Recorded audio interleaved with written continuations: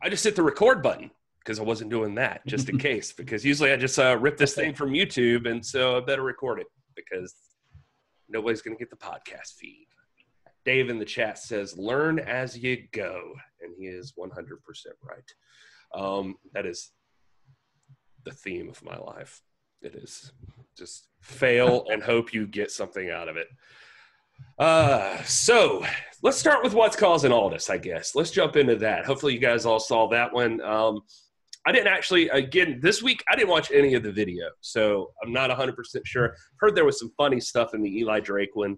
We'll get to that, but I did not see any of these videos. But I did really, you guys, I think on our live show, you had already watched What's Causing All This, and you guys both were like, "Oh, dude, you gotta see this one because it's ridiculous. It's like a class at a university or something, like between two guys talking about wrestling." And you were not incorrect. I thought this thing was supremely educational, and it blew me away.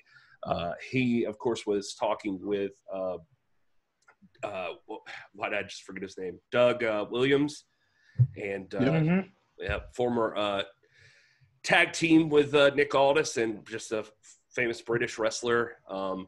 But it was so people probably recognize him, I would imagine, more from his Impact days and being a part of the British invasion with Nick Aldis. They talk a lot about that period, especially because they were kind of at the top of the card, facing off against Beer Money, Robert Roode and James Storm. So so all of it was good. I mean, what is there something in particular that stood out to you guys that you want to hit on first with that? Oh man, the whole thing was good. I'll say this. We are live on Twitter right now. It's literally just a shot of Gary on my screen.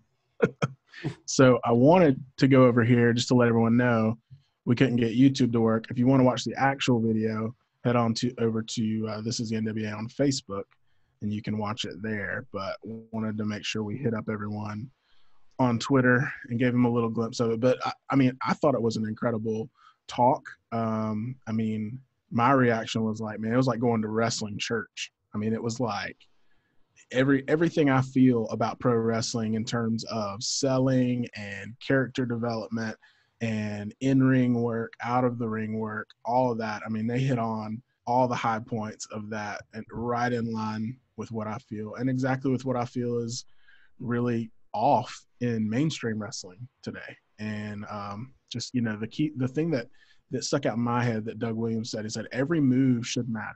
You know, when you're in the ring, every move should matter. It should be part of a story. And he obviously associated that with selling or lack of selling, things like that. But that's just something, man, it's a lost art. I feel like it's been missing in wrestling over the past couple of decades. And it was refreshing to hear someone talk about that.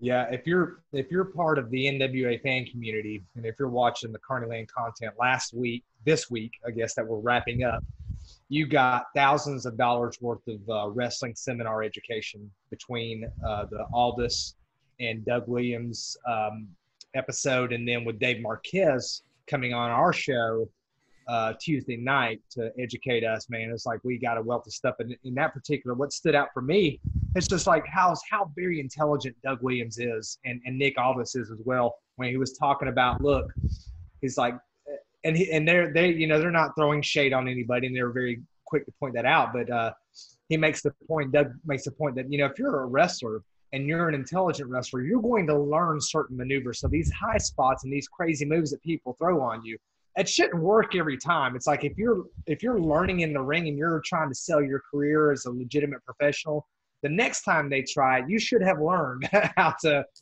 counter or how to, you know, those kinds of. So it's like real subtle things like that. And the other thing that I liked was like the appreciation for British wrestling in particular. Like we don't understand so much. We don't really think about the fact that, you know, Nick Aldis is the first British man ever to hold the a world's championship. Now I know Drew McIntyre is from the British Isles, and he has a belt now, but Aldis was the first to do it, and that's a big deal for the British. And they have a certain way about things, and they have a certain style, much like the Japanese and the Americans have a style. And they converse a lot about that, the conflict of styles or adapting to styles. And if you're interested in like technical aspects of ring work and ring psychology, this is an indispensable. I mean, this is one that you need to download and play again and again in your ring if you're someone who's wanting to get into the ring one day or make a career in wrestling. If you just want to understand as a fan like we are, if you just want to understand what's going on, it's so good.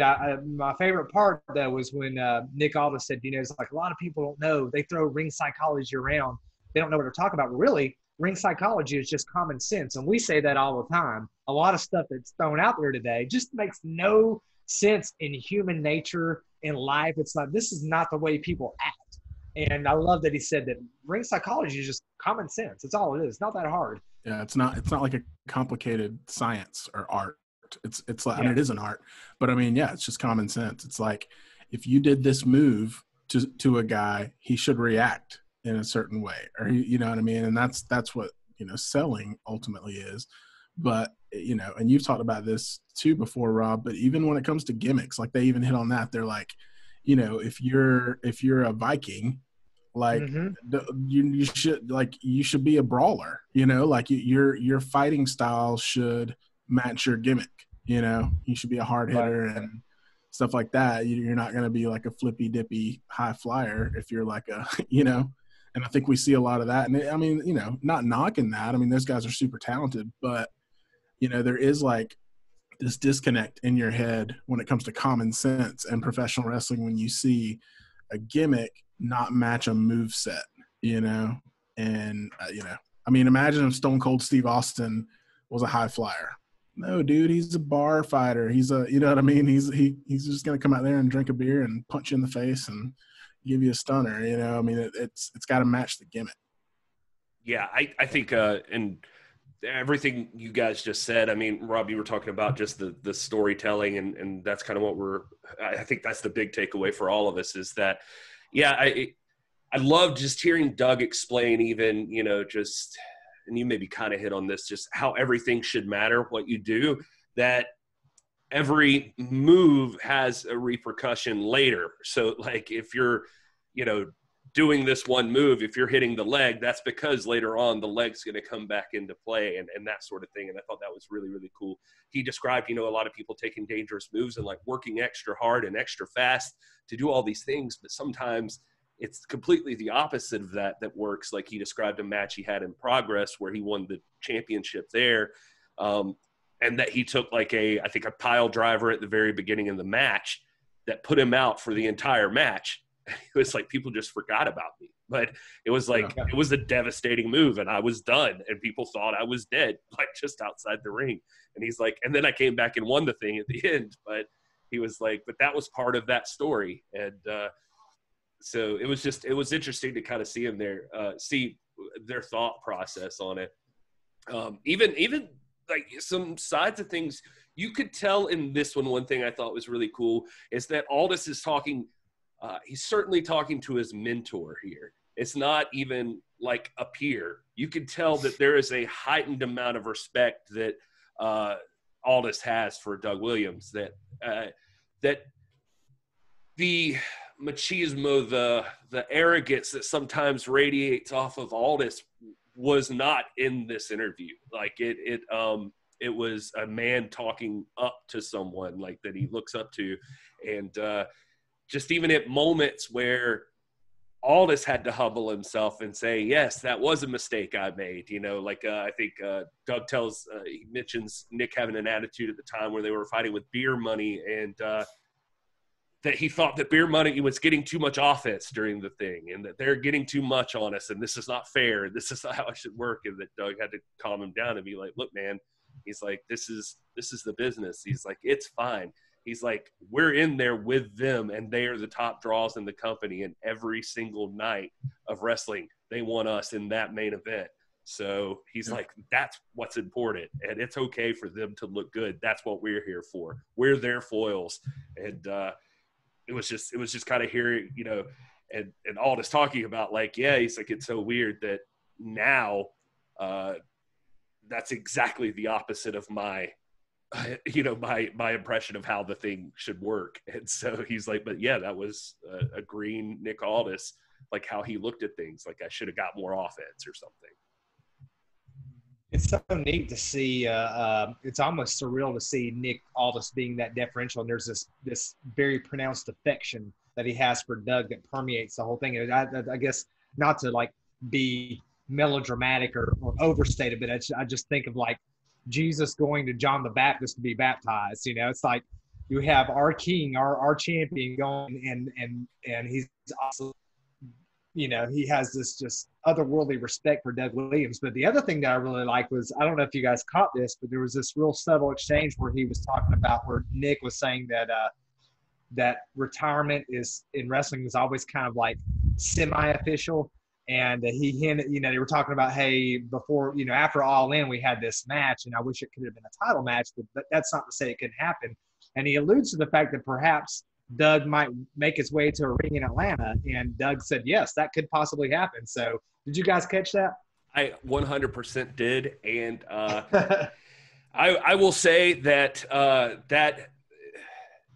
everything – I'm trying to think of how far I could go here. I complimented the man in a private message on that particular interview and how much better I thought each episode's going, and just how cool I thought Doug sounded, and that I hoped things wouldn't be over. And I can say for sure, I think that that's not just a thing he's saying, that's a thing in the back of his mind. I get that feeling from talking to Nick, that he would love to pay it back to Doug by getting him in a main event spot at some point. So I would not be surprised to see that pop up someday.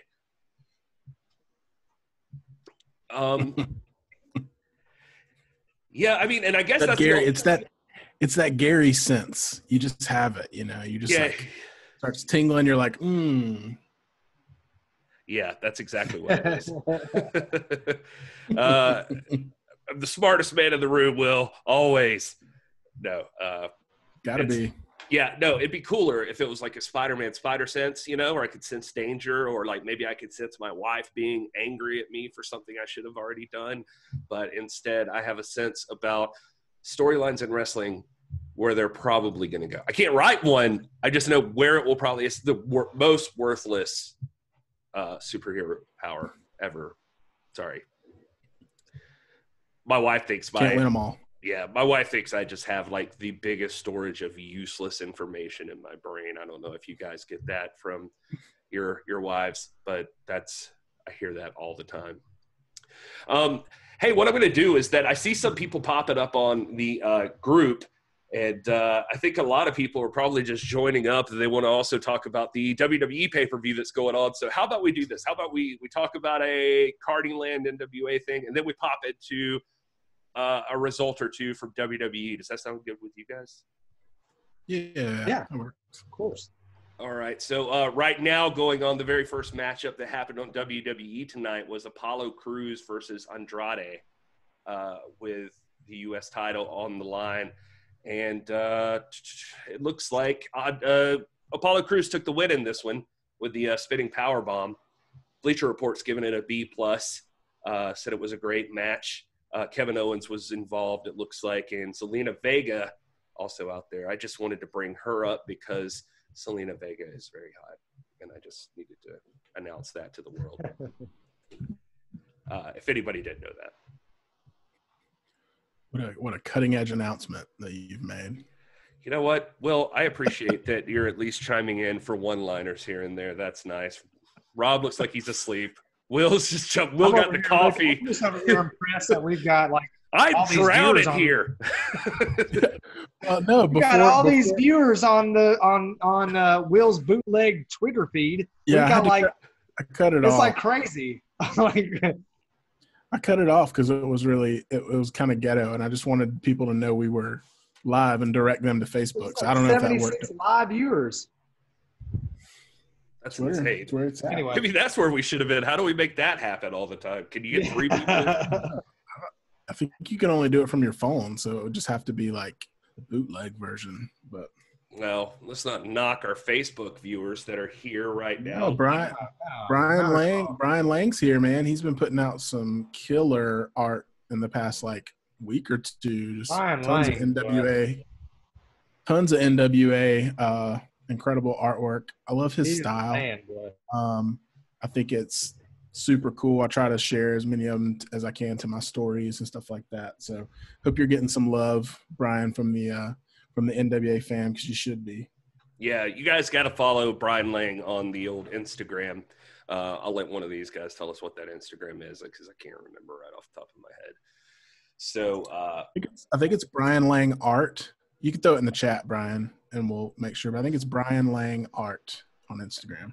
absolutely. I love there's been some great art come out. What I like about Brian Lang is, like, my wife and I were married in New Orleans, and he's got like this House of Blues vibe to his art. It seems like primitive folk art. It's really nice. I mean, it's cool, but no one else is doing art like he does, and it's like I could see going to a freaking awesome concert at House of Blues and seeing some Brian Lang NWA art up on the wall. I'd love to have a piece in my house, man. Yeah. Hint. Hey, and if I could give another shout out real quick in the chat right now is, Brian Lang Art is correct, by the way, Brian Lang says, but also in the chat right now, and I'm going to mispronounce this because I've honestly never heard you say this in person. So the first name, Alakon Jerome House. Mr. House runs a podcast. It's called In Your House, spelled the way that he is there, Howse. And he has been killing it in the podcast world here lately, especially as a black man himself. He's been discussing a lot with the BLM movement going on right now, and he's even made a T-shirt that all proceeds are going to the Black Lives Matter, I think the bail fund and that sort of thing. But it's in this house, Black Lives Matter, and it's a really cool shirt. But he has been getting a hell of a following, and I've been seeing a lot of interaction, and the man has been going to town on Facebook. I've seen it. I mean, I don't know. It may be more than Facebook. You could tell us, Mr. House, but that guy he's been, at least on Facebook, just steady. Like, I don't know when he's sleeping because he is steady, just engaging in conversation with people and educating and discussing, debating.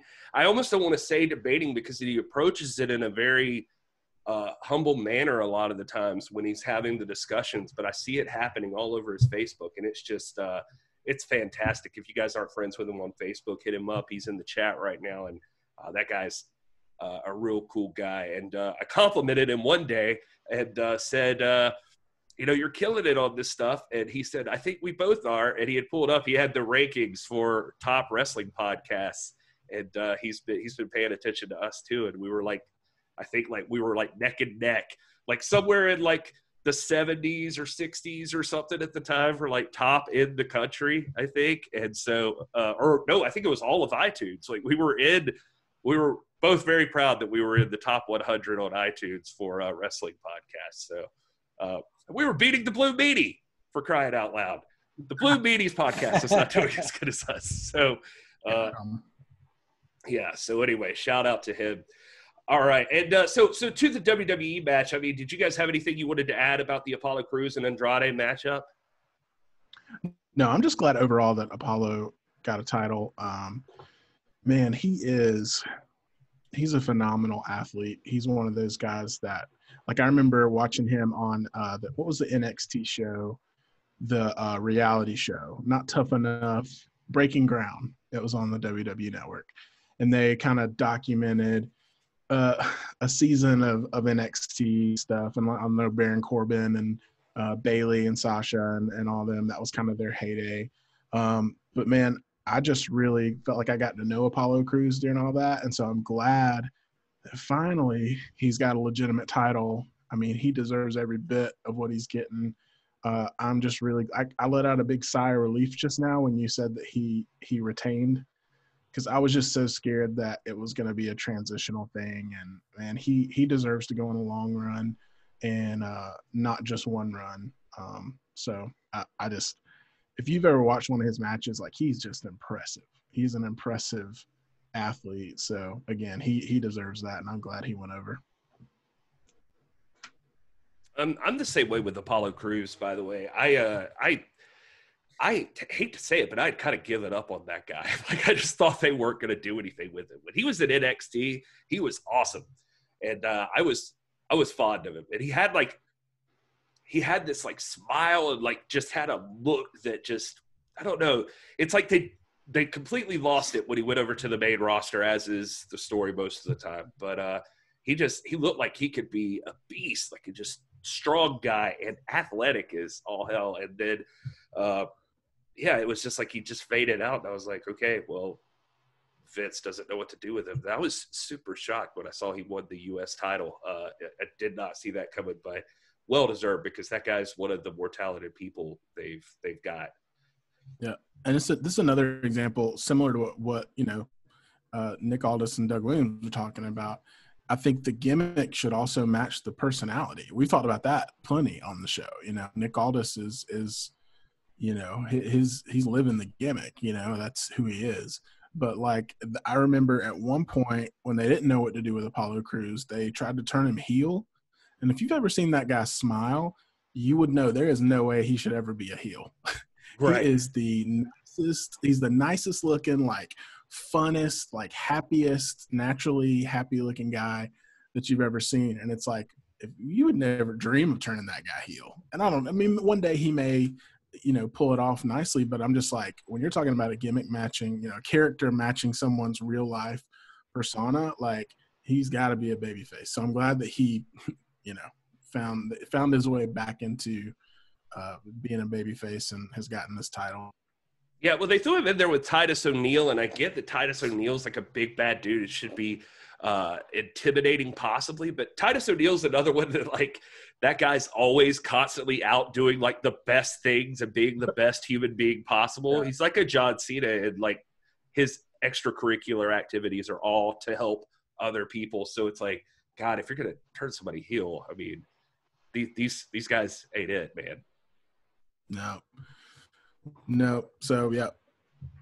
All right. Well, let's jump back into some discussion on NWA stuff this week. We had next up. If you missed the Carnyland discussion, we go live every Tuesday night, so we hit on Carnyland in pretty large. Well, I mean, for the most part, David Marquez, like was mentioned, did show up on the show, and that took up most of the time, like us just geeking out and talking with him about wrestling. But we kind of covered our thoughts on Carnyland there. Next up, though, would be I didn't even realize it at the time, I don't think, but next up would be Inside the NWA with David Marquez, Joe Galley interviewing him and Trevor Murdoch. Right off the bat, just going to say, happy to see Trevor Murdoch back. I have missed that man so much. It's uncomfortable how much I love Trevor Murdoch in the NWA, and his absence was felt. And so it was good to see him back and talking about a subject I am quite fond of also, and that's Harley Race. What notes did you guys pick up off of this whole interview? Because this was another really insightful discussion, I think.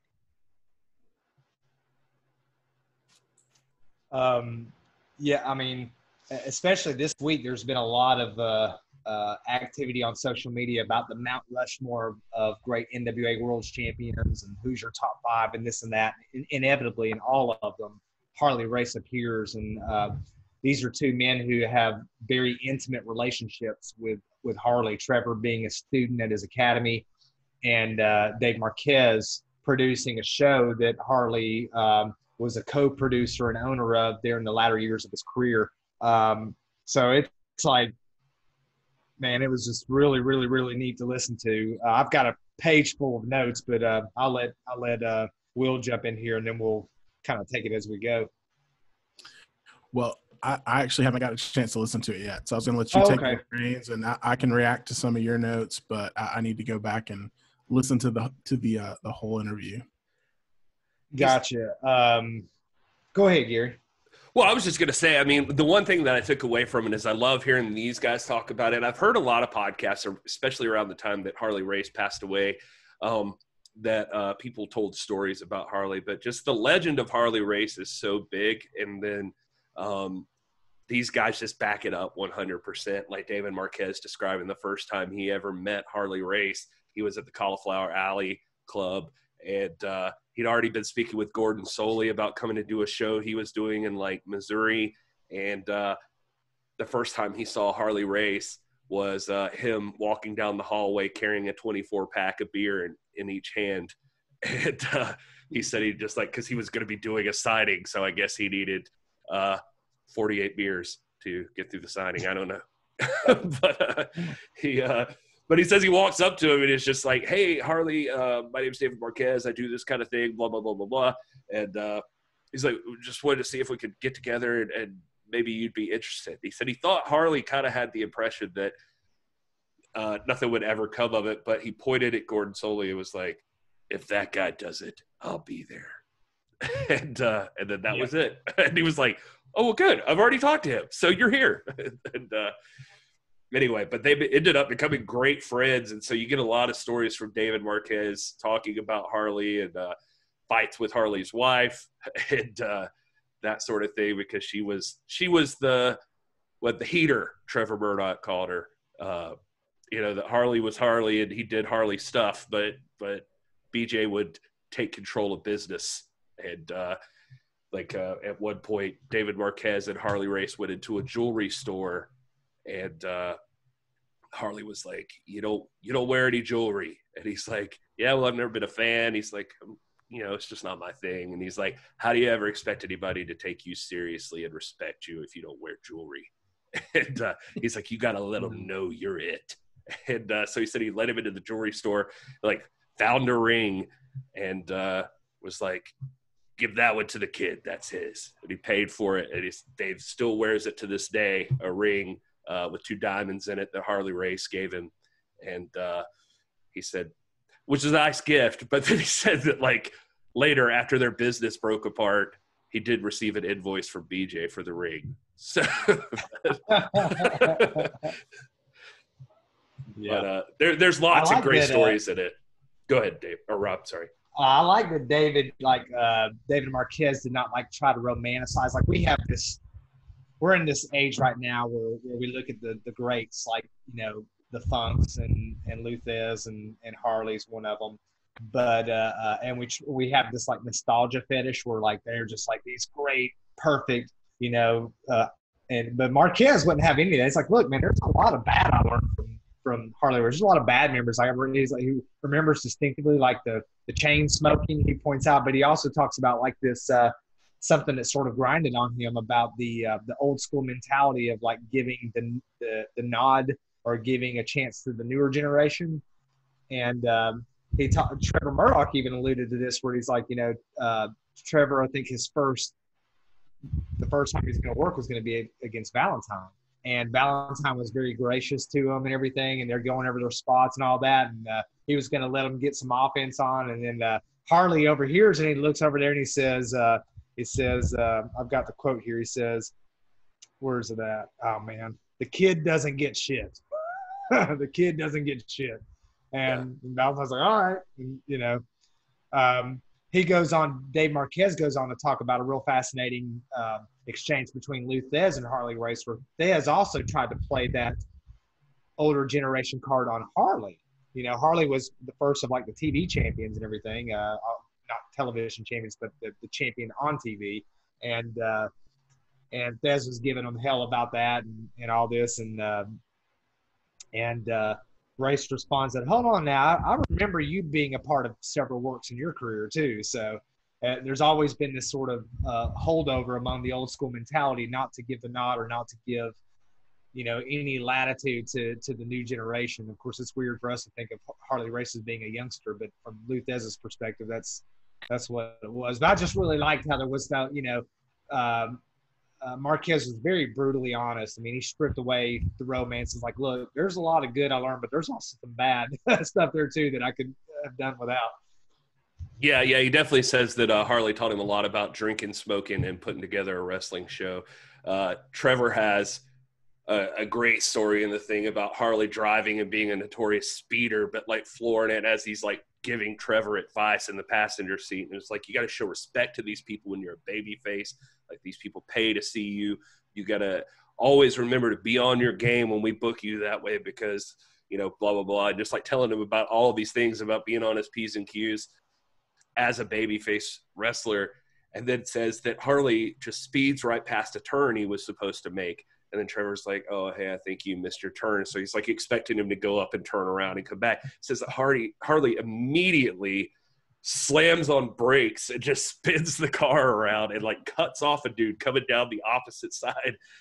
And the guy's like honking, and Harley like holds his middle finger out and is just like, F you, and just like speeds off and goes back to the turn. And Trevor's like, whoa, well, what was that? And he's like, do as I say, not as I do, kid. Just cool stuff like that. Now, the only other thing I did want to mention is I have been sitting here because Dave Marquez says one of the first things that Harley talked to him about was that he looked weak because his forearms and his wrists were too skinny, and said he needed to get that straightened out, because you don't look tough unless you got big forearms. So he said what he likes to do is he says you got to start off with a couple of copies of the New York Times on each side, and you just scrunch it up. Like, you just try to scrunch up the New York Times. He says, and if you're a man, you'll get to where you have like 16 on each side or something, like scrunch it up the New York Times. That'll build up your forearms. David would say he would sit there and like, not even in a sign of like showing off or anything. One of his habits was he would just sit in the chair and like talk to you about stuff, but he would take a cap off his beer bottle and he would just fold it over and over and over again until it was like a little BB, like a little steel BB. But it was like, he's like, I don't know if you've ever tried that, but it's pretty impressive. Well, I happen to have a cap right here that I have been trying to bend once this entire time, and it's not happening for me. So apparently, Mr. Well, you got to start with the newspapers, man. You got to start with the newspapers and work up to the caps. Yeah, that's why nobody's going to take this podcast seriously, Gary, until you have Popeye forearms. I gotta work on the forearms. I'll get there.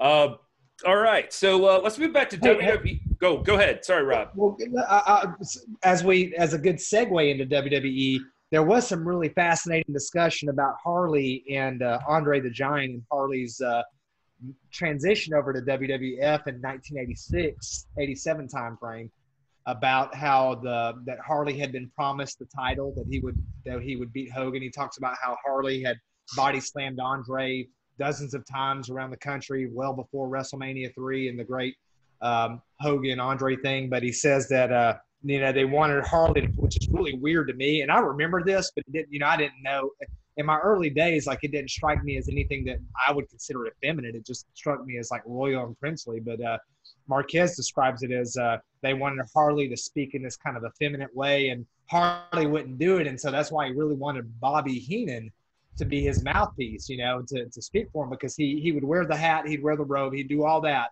but he did not want to, he wanted to talk tough, man. That's who Harley was. And so I thought that was just really a good sneak peek inside the inner workings of the WWF at a time when the WWF and the NWA did not acknowledge each other's existence. And he talks about how Gorilla Monsoon would really put him over without talking about him being the world's champion. He says that that's one reason that they did the whole King of the Ring thing, was a way to acknowledge Harley's greatness without a direct reference to the whole being the NWA World's Champion. But he also goes on to say that that he would never do any. He always has to look himself in the mirror, and he would never ever do anything ever to disrespect the NWA. He would not talk down about it. He wouldn't discredit it. He said, I've got to be able to look myself in the mirror every day, and he would never say anything at all to harm or tarnish or discredit the NWA. I really appreciated that. Yeah, I think another interesting part of it too, worth discussion, is that they kind of tell this story about how, going back to that Fez thing you brought up, that Harley was frowned upon by like some of the older generation as being the term they use is spot monkey, I think is the term that like, which I've heard actually Dave Meltzer talk about that exact same thing when like Cornette goes off on some of the AEW guys and that sort of thing. He's like, Dave Meltzer's like, well, my whole life that's been a thing that happens, that like the generation before just heavily hates and criticizes the new version of what's coming in. So I think that's what he's going off when he supports any of it. But he says that guys like Fez and I forget who else he brings up, like frowned on Harley Race and thought that like things like the flying out headbutt or whatever were just like, this is stupid. Yeah. This is ridiculous. Like, this is not a move you should do. And that he was just too over the top. I just thought that was very interesting to hear that even from Dave and Trevor, that they were talking about that. That's interesting. I mean, that's the same thing, you know, music's the same way and different things in culture, but it's just so funny because that's something that I guess for our generation didn't really come up until the indie scene and AEW and stuff like that. We've started hearing that term now. I don't remember ever like hearing that when I was younger. Maybe just because we were younger. We didn't have social media. I don't know. But it's just hard to imagine Harley Race being looked at, you know, the way that we look at the Young Bucks and Kenny Omega and Lucha Brothers and stuff like that now.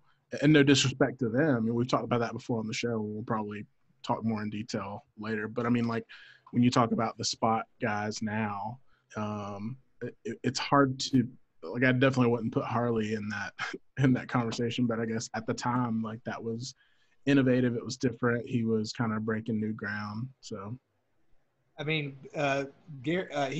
Harley, Marquez points out that Harley didn't feel like anybody was better than him, but there was always this kind of humility. Like, even in his later days, Harley never viewed himself as a legend. He viewed himself as some old wrestler, you know, and that's how they perceived him. Now, you know, for us, now remember, you guys are younger than I am. I remember Harley being active, and I remember, like, I wouldn't say venerating. I remember being afraid of Harley Race. I remember the whole bounty on Ric Flair's head and all that stuff. But by the time, you know, the 90s rolled around and Harley was managing Big Van Vader and all that, I already felt a certain veneration for Race. But it's interesting to me that Race, with all of his accomplishments, never felt like a legend. He felt like just some old wrestler that people knew. He goes on to talk about how they put Race with guys like Vader and that because Race would be the one that would hold him accountable and get him to town. And he even says that, and Gary, I don't remember this specifically, especially at this stage in his career, but he says that sometimes Race would have to fill in the ring for them if they didn't show up. Did you catch that part?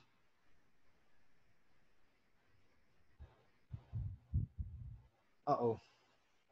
I don't hear you, Gary. I don't hear you, man. That's because I had it muted. And I say it sucks you didn't hear me because I said some really intense, profound crap right then, and it's gone forever. Yeah, so it's a real bummer. But anyway, no, I don't recall that right off the top of my head, but that's pretty interesting, Rob. I know that I do remember them discussing a lot, though, like how the modern fan would view Harley Race. I'm not going to sit here and pretend like I knew Harley Race right from the beginning. Now, he's always reminded me of my papa.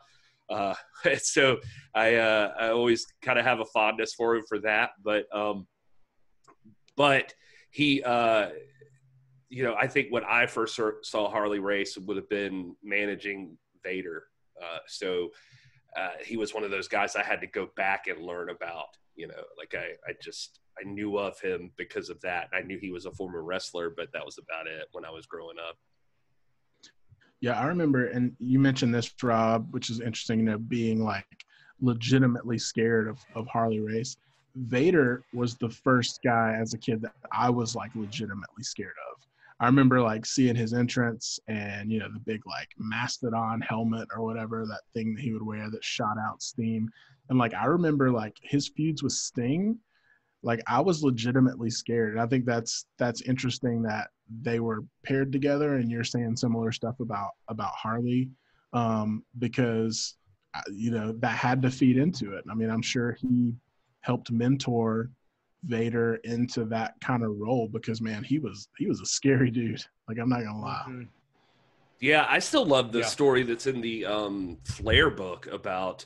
I think that's where I saw it, but him talking about the match with Vader, like that one where Charlotte like took her entrance from at the WrestleMania that she main evented, the helicopter ride in and stuff like that. I think, but that Vader was apparently, by all stories and accounts, pretty heavy-handed and would throw you around the ring and all of that stuff. And he said that I remember Flair telling the story that if you go back and watch that match, there's like moments where Flair races outside, like yelling instruction, but sometimes the instruction is to Flair to be like, "You're gonna have to give it back to him, kid. You're gonna have to beat him, hit him."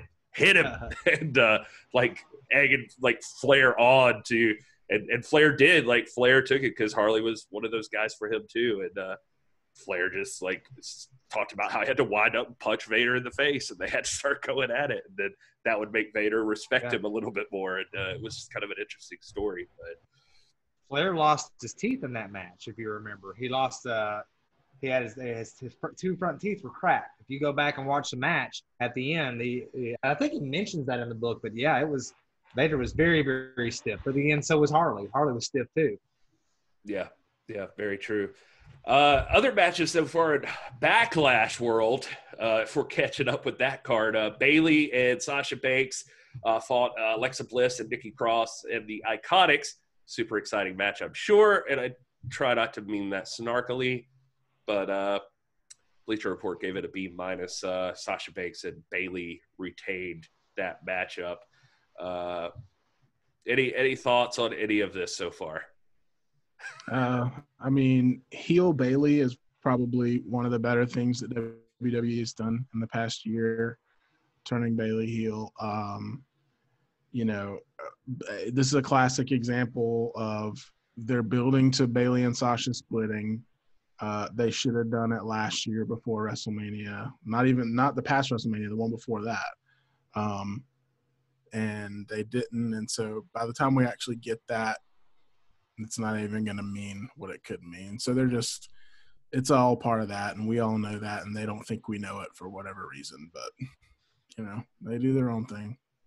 Yeah, I don't think they have much respect for the fan base, but I've thought that for a long time. So I will bore you all with my disgust with WWE completely right now. But good. I'll just say this. I'll speak up as a tag team enthusiast. My biggest gripe, here's the rant I'll go on tonight. My biggest gripe is that they created women's tag team titles. Did they actually put them on an actual tag team? Yes, once with the Iconics. Do they even really have any other female tag teams? No. Have they tried to create any? No. They've just taken random singles stars. I mean, Nikki Cross and Alexa Bliss, that was a good tag team, but that still they're not. I mean, they didn't brand them. They didn't give them any kind of like tag team clout. It just felt like two single stars holding the tag titles together. And it's like, why would you even make a tag title if you're not going to build a tag division? And we know Vince doesn't like tag team wrestling. Why would they even do that? I don't know. That's one of the things that gripes me is like, tag team wrestling should be tag team wrestling. And you should have tag teams winning the titles, right? I mean, look at when we were growing up, like, those titles were for tag teams. They were for the Legion of Doom and the Bushwhackers and, stuff like that. I mean, like legitimate tag teams. It wasn't just, they didn't just take like random people and give them the tag team belts. I don't know. That's my gripe. I don't know what happened to Vince McMahon along the way somewhere there that he just like gave up on it, because it feels like there were spurts of it where he was like, I've heard the stories that he hates tying up two guys he thinks are good, like, or where somebody could be potentially a good single star and like throwing them into a tag team. He feels like it's a waste or something, but I don't know, man. I've always been a huge fan of tag team wrestling. That's why I always tout the Crockett Cup, because I also love tournaments. And so like Crockett Cup is heaven for me as a wrestling fan. And it's just back in the day, like you mentioned, with like, I mean, at one point there was the British Bulldogs and the Hart Foundation, and then like as it went on, it was like the Rockers and Demolition, and even the Road Warriors ended up showing up in WWE, and God, I mean, even back to the Beverly Brothers and the Nasty Boys and like all of these guys. There was a while that was like a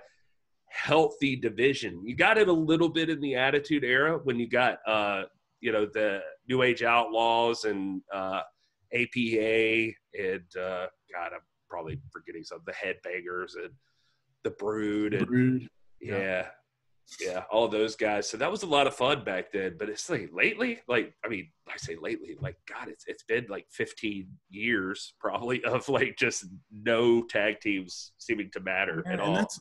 And like, we're talking about the women's division, but look at the men's division. I mean, that's why I'm so happy for the Revival, now FTR. They're actually in a company that values tag team wrestling because, man, they're going to be freaking superstars in AEW. They already are. And they've been there for 2 weeks. But, I mean, look at the tag teams WWE has. They've got Authors of Pain, AOP. Where have they been? What are they doing right? They're not doing anything. They've got the Viking Raiders, formerly War Machine in Ring of Honor. Like, those guys are incredible. They got them doing comedy spots with the Street Profits. All these guys are like legitimate tag teams. And yes, the Street Profits are champs. I don't know if they still are because I think they were defending tonight. I'm not sure.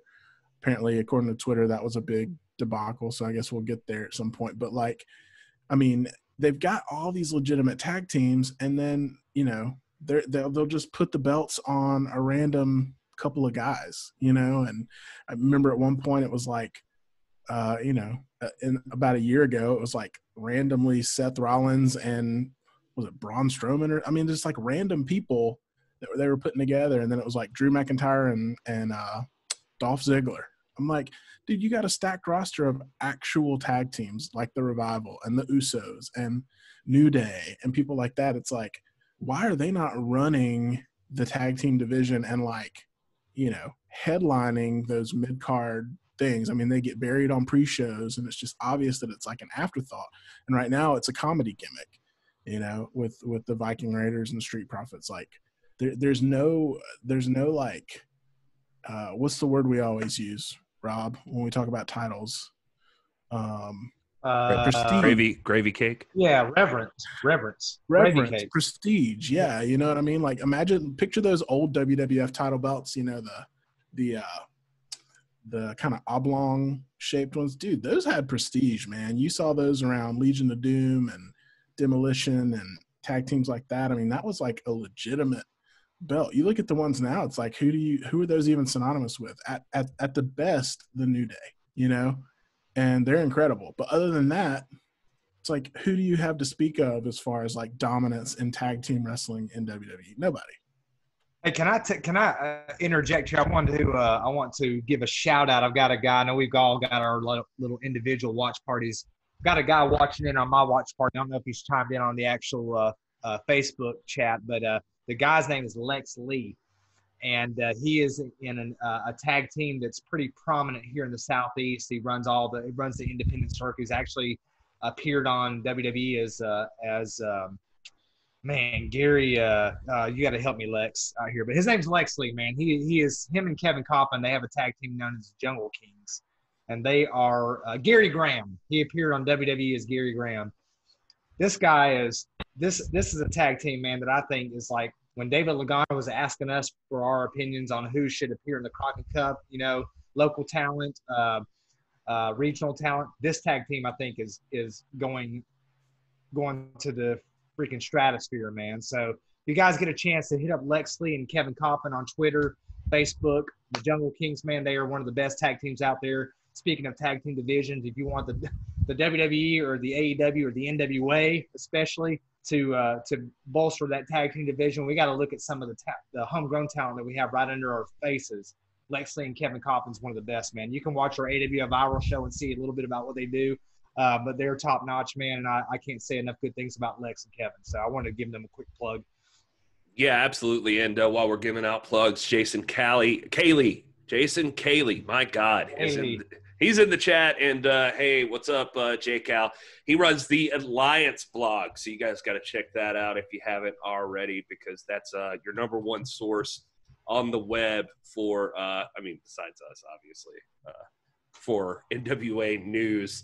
And that's alliance-wrestling.com. So make sure you check that out. And by the way, if you haven't already, we're on YouTube as well, youtube.com/the NWA pod. So if you guys haven't subscribed there, go ahead and make sure you do that. We'd appreciate it. We're at the NWA pod on all social medias. Just wanted to throw that in there. We do a lot of stuff usually through YouTube, but I don't know, man. This seems pretty lively tonight, with at least with viewers. I mean, you guys feel free to get active in the chat. This is kind of nice. But I see people are watching, and we're getting a lot of impressions and that sort of thing. So it'd be cool to hear from you guys. If you like stuff on Facebook, I mean, I'm sure I could speak for everybody here. We're not opposed to throwing some stuff up on Facebook. I'd love to see more of this on Facebook than what I normally see on my Facebook. So that would be nice. Let's hit one more backlash thing here real quick. We got Jeff Hardy faced off against Sheamus, and I'm just gonna read you the Bleacher Report thing. Sheamus takes Hardy down right away, push Hardy's face to the mat, scraped off some face paint. Celtic Warrior was clearly looking for revenge after Charismatic Enigma threw urine in his face on SmackDown. I don't know, like if my parents just jump in right now, they're just gonna be like, "What are you talking about?" Hardy rallied, but Sheamus prevented him from hitting the Swanton Bomb. They botched a move late in the match. Hardy almost took a header right into the mat. The Charismatic Enigma hit the Twist of Fate and a Swanton, but the Celtic Warrior came back with a foot on the rope. Sheamus with 2 brogue kicks after for the win. C+. Sheamus over Jeff Hardy. Any thoughts from you gentlemen on that result? No. All right. I was like, this is worthless talking about this pay-per-view. That's good. We're trying to be relevant. We're trying to be relevant to like what's happening right now. Context, man. I don't know. Like I there's only a limited amount of time, and I really am trying to watch NXT as much as I can because I think that's like the most vibrant stuff going on. And there's no shade on what what's going on the pay-per-views and Raw and all that stuff, but I just, man, I can't speak with any authority. I don't know what's going on, man. Yeah, well, I just switched this thing to gallery view because I wanted people to see that, like, every time I mentioned anything WWE, like, Rob just, like, fades off to the side. Like, he's out. I'm trying to acknowledge our chat. Oh, my God. That's noble. We appreciate that. Yeah, and James William Lawrence III is in the chat, and love that guy. He runs the 10 Pounds of Gold National Wrestling Alliance fan group, which has a lot of people involved in it, and we're big fans of that guy. That's why I hit this. I hit this on that group first, thinking that I might get to send it out to more, but if I only got to pick one, it was yours, Mr. Lawrence III. All right, so we'll go back to some some NWA discussion here. I guess we kind of covered all the Harley stuff, so that leads us to the Eli Drake show. Yeah, Rob, you're shaking your head, and Rob looks disappointed, so I'm just going to go ahead and jump in with my opinion. Eli Drake show has gotten better every single week to me. And I thought this week was brilliant. And it seems like he is catching a groove, and he is like, he knows what he's doing now. And it made a lot of sense to me. So go ahead, hit me with why I'm wrong. I'm ready to hear it. No, you're not wrong. You're not wrong. I mean, it's like with Eli Drake, it's like I'm higher up than heaven and harder down than stone, to quote a Cure song, Fear of Ghosts, that many people might not know, but those of us who love the Cure will know. Eli Drake, man, it's like, gosh, I really want to like him. And then there's like, he is like, from a production standpoint, his shows get better and better each week. He's finding his groove. We're learning a lot about him. I really like the first half of his show. Actually, this time, I'd say 3/4 of his show was very practical. That same stuff we talked about last week. He showed us how to cook his meals, and if you want an example of how to make, how to to carb load or protein load and all this and package it away. It's all practical stuff. He hit again on the 30-day challenge. I don't know if you've started that yet, Gary or Will. I'm not going to ask you to respond to that, but I mean, it's so positive and practical. And to me, that's the best of Eli Drake. But then as I'm loving it, we get to the very end when he does the freaking graduation thing. And, I know he's just being tongue in cheek. I know he doesn't mean anything about it, but like, I have like students that sleep on my bench outside my office because they don't have any place to go, and they live for this graduation. They live for it. And they're not getting it. They're being robbed of it. Now we hope we can get it in at some point. But like, I felt like Eli, he was trying to throw some comic relief on it, but it was very flippant. It was very dismissive of everything. And it's like, especially with the way the climate of the world is and how sensitive things are, this is a situation that's very, very sensitive to people like me who are in public education and some in the chat who may be listening. This isn't a laughing matter. I mean, you have some students that this is the first person in their life to get a chance to graduate and walk across the stage, and they're going to miss it because of the global climate. And I thought that if Eli, like many people have been doing, had done a real legitimate message to the class of 2020 that was heartfelt, it would have been very well received. But it wasn't. It was like Saturday Night Live. It was crass. It's full of inappropriate language, and I'm not trying to preach about language. I use inappropriate language too. But it just was. It was like, to me, it left a really bad taste in my mouth, which would otherwise have been a good episode. I mean, my kids deserve, many of my kids, my students I've been with for like 10 years, over half of their lives.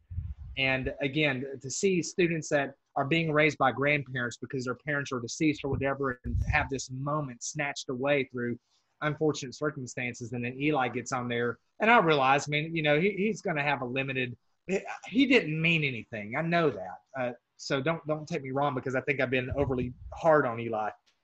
And I've really grown to respect him more and more, especially after last week's episode with Brian Pillman Jr. and everything. But I just thought it was unnecessary. If you're going to give a message to the class of 2020, give something positive and uplifting. Don't tell them to go and F up the world and this and that.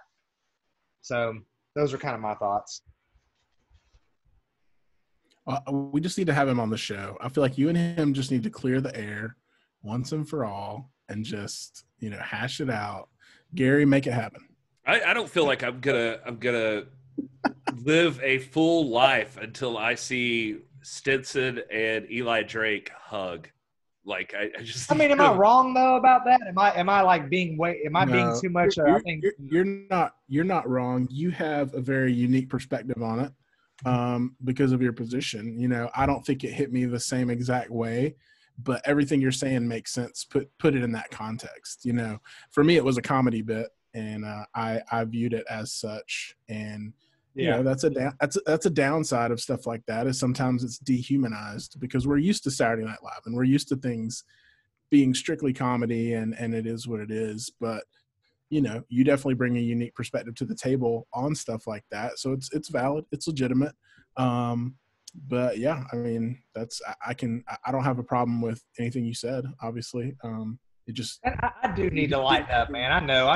We're all everybody's kind of at a heightened states of sensitivity right now and all that. But we have a lot of friends. We live in Chattanooga, and a lot of our really good friends are in the underground stand-up comedy scene. In fact, Wednesday nights for date night, we would go to the show called Free Kittens, and they would do, and they still do it. It's great.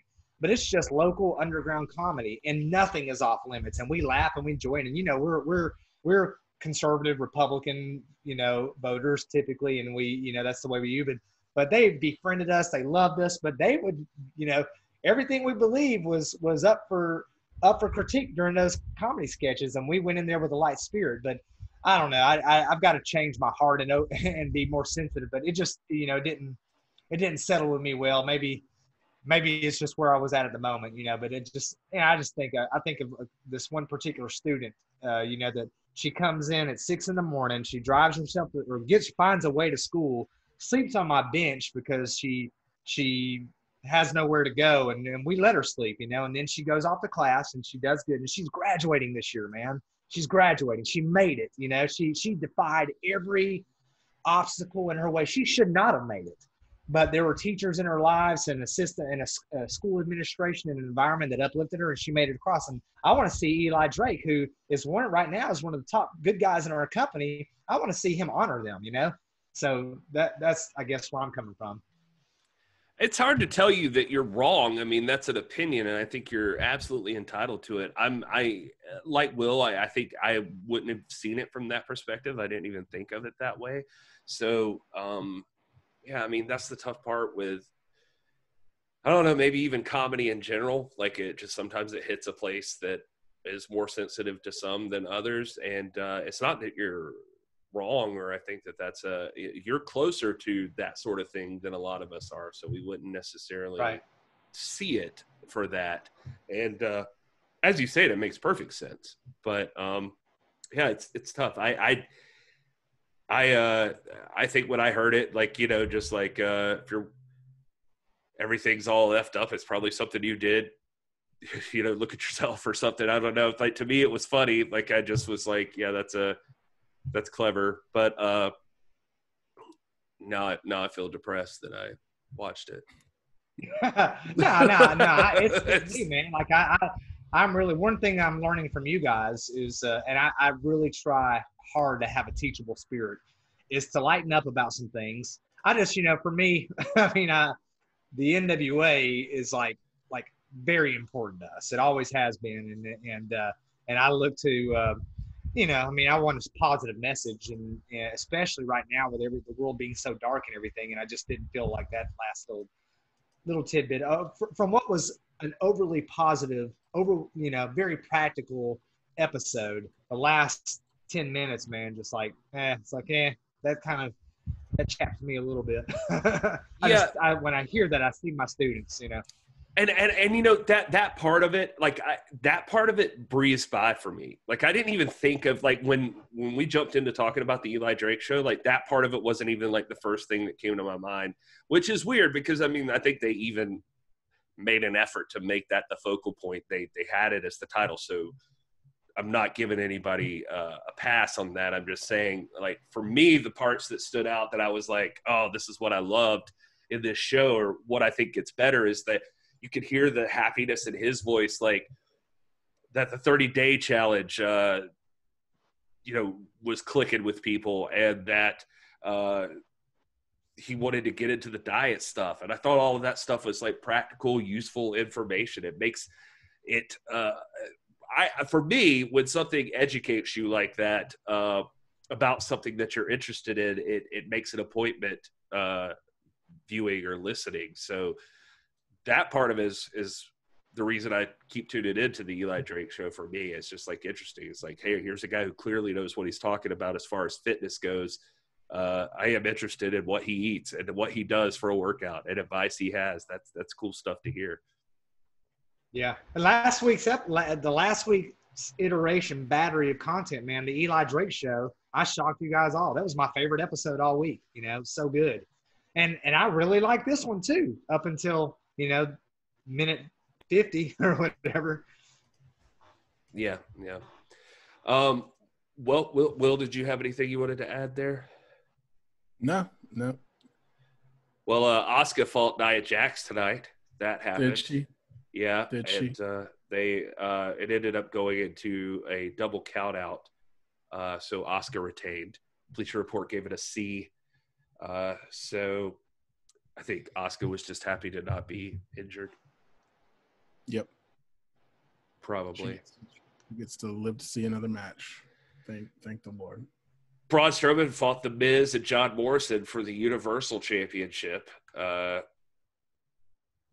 think he just beat them. And so that'll help you feel worthless, I guess. I'm gonna be honest with you. I hate him. I missed it, you know. I'm sitting here and I'm like reading these results out, and I'm like, I am definitely so far not interested in ever seeing this pay-per-view. So good. Well, let's do one more. Drew McIntyre fought Bobby Lashley for the WWE Championship. That could have been good at one point. Two guys that were in Impact for a while. What? It could be good Kinda now really if it cool, was right? booked properly and the storyline made sense. But go ahead. What happened? Tell us. Lashley countered a Claymore with a spear to get a close 2 count before Lana made her way down to the ring. She got on the apron and accused the ref of cheating. McIntyre ended up knocking Lashley into Lana, who fell into MVP's arms. This led to the champion hitting a Claymore to retain the title. B- from Bleacher Report. So ending that I don't think I've ever seen before. Like that the woman So gets on the apron and distracted, and she gets. Lana came in and accused the ref of cheating. Lana, whose main storyline over the past year was that she cheated on her actual husband in kayfabe. Okay. Yeah, this is all making so much sense. Yeah, I feel like they're on their way to ending the Bobby Lashley and Lana relationship, probably. Which it's time because I don't know why.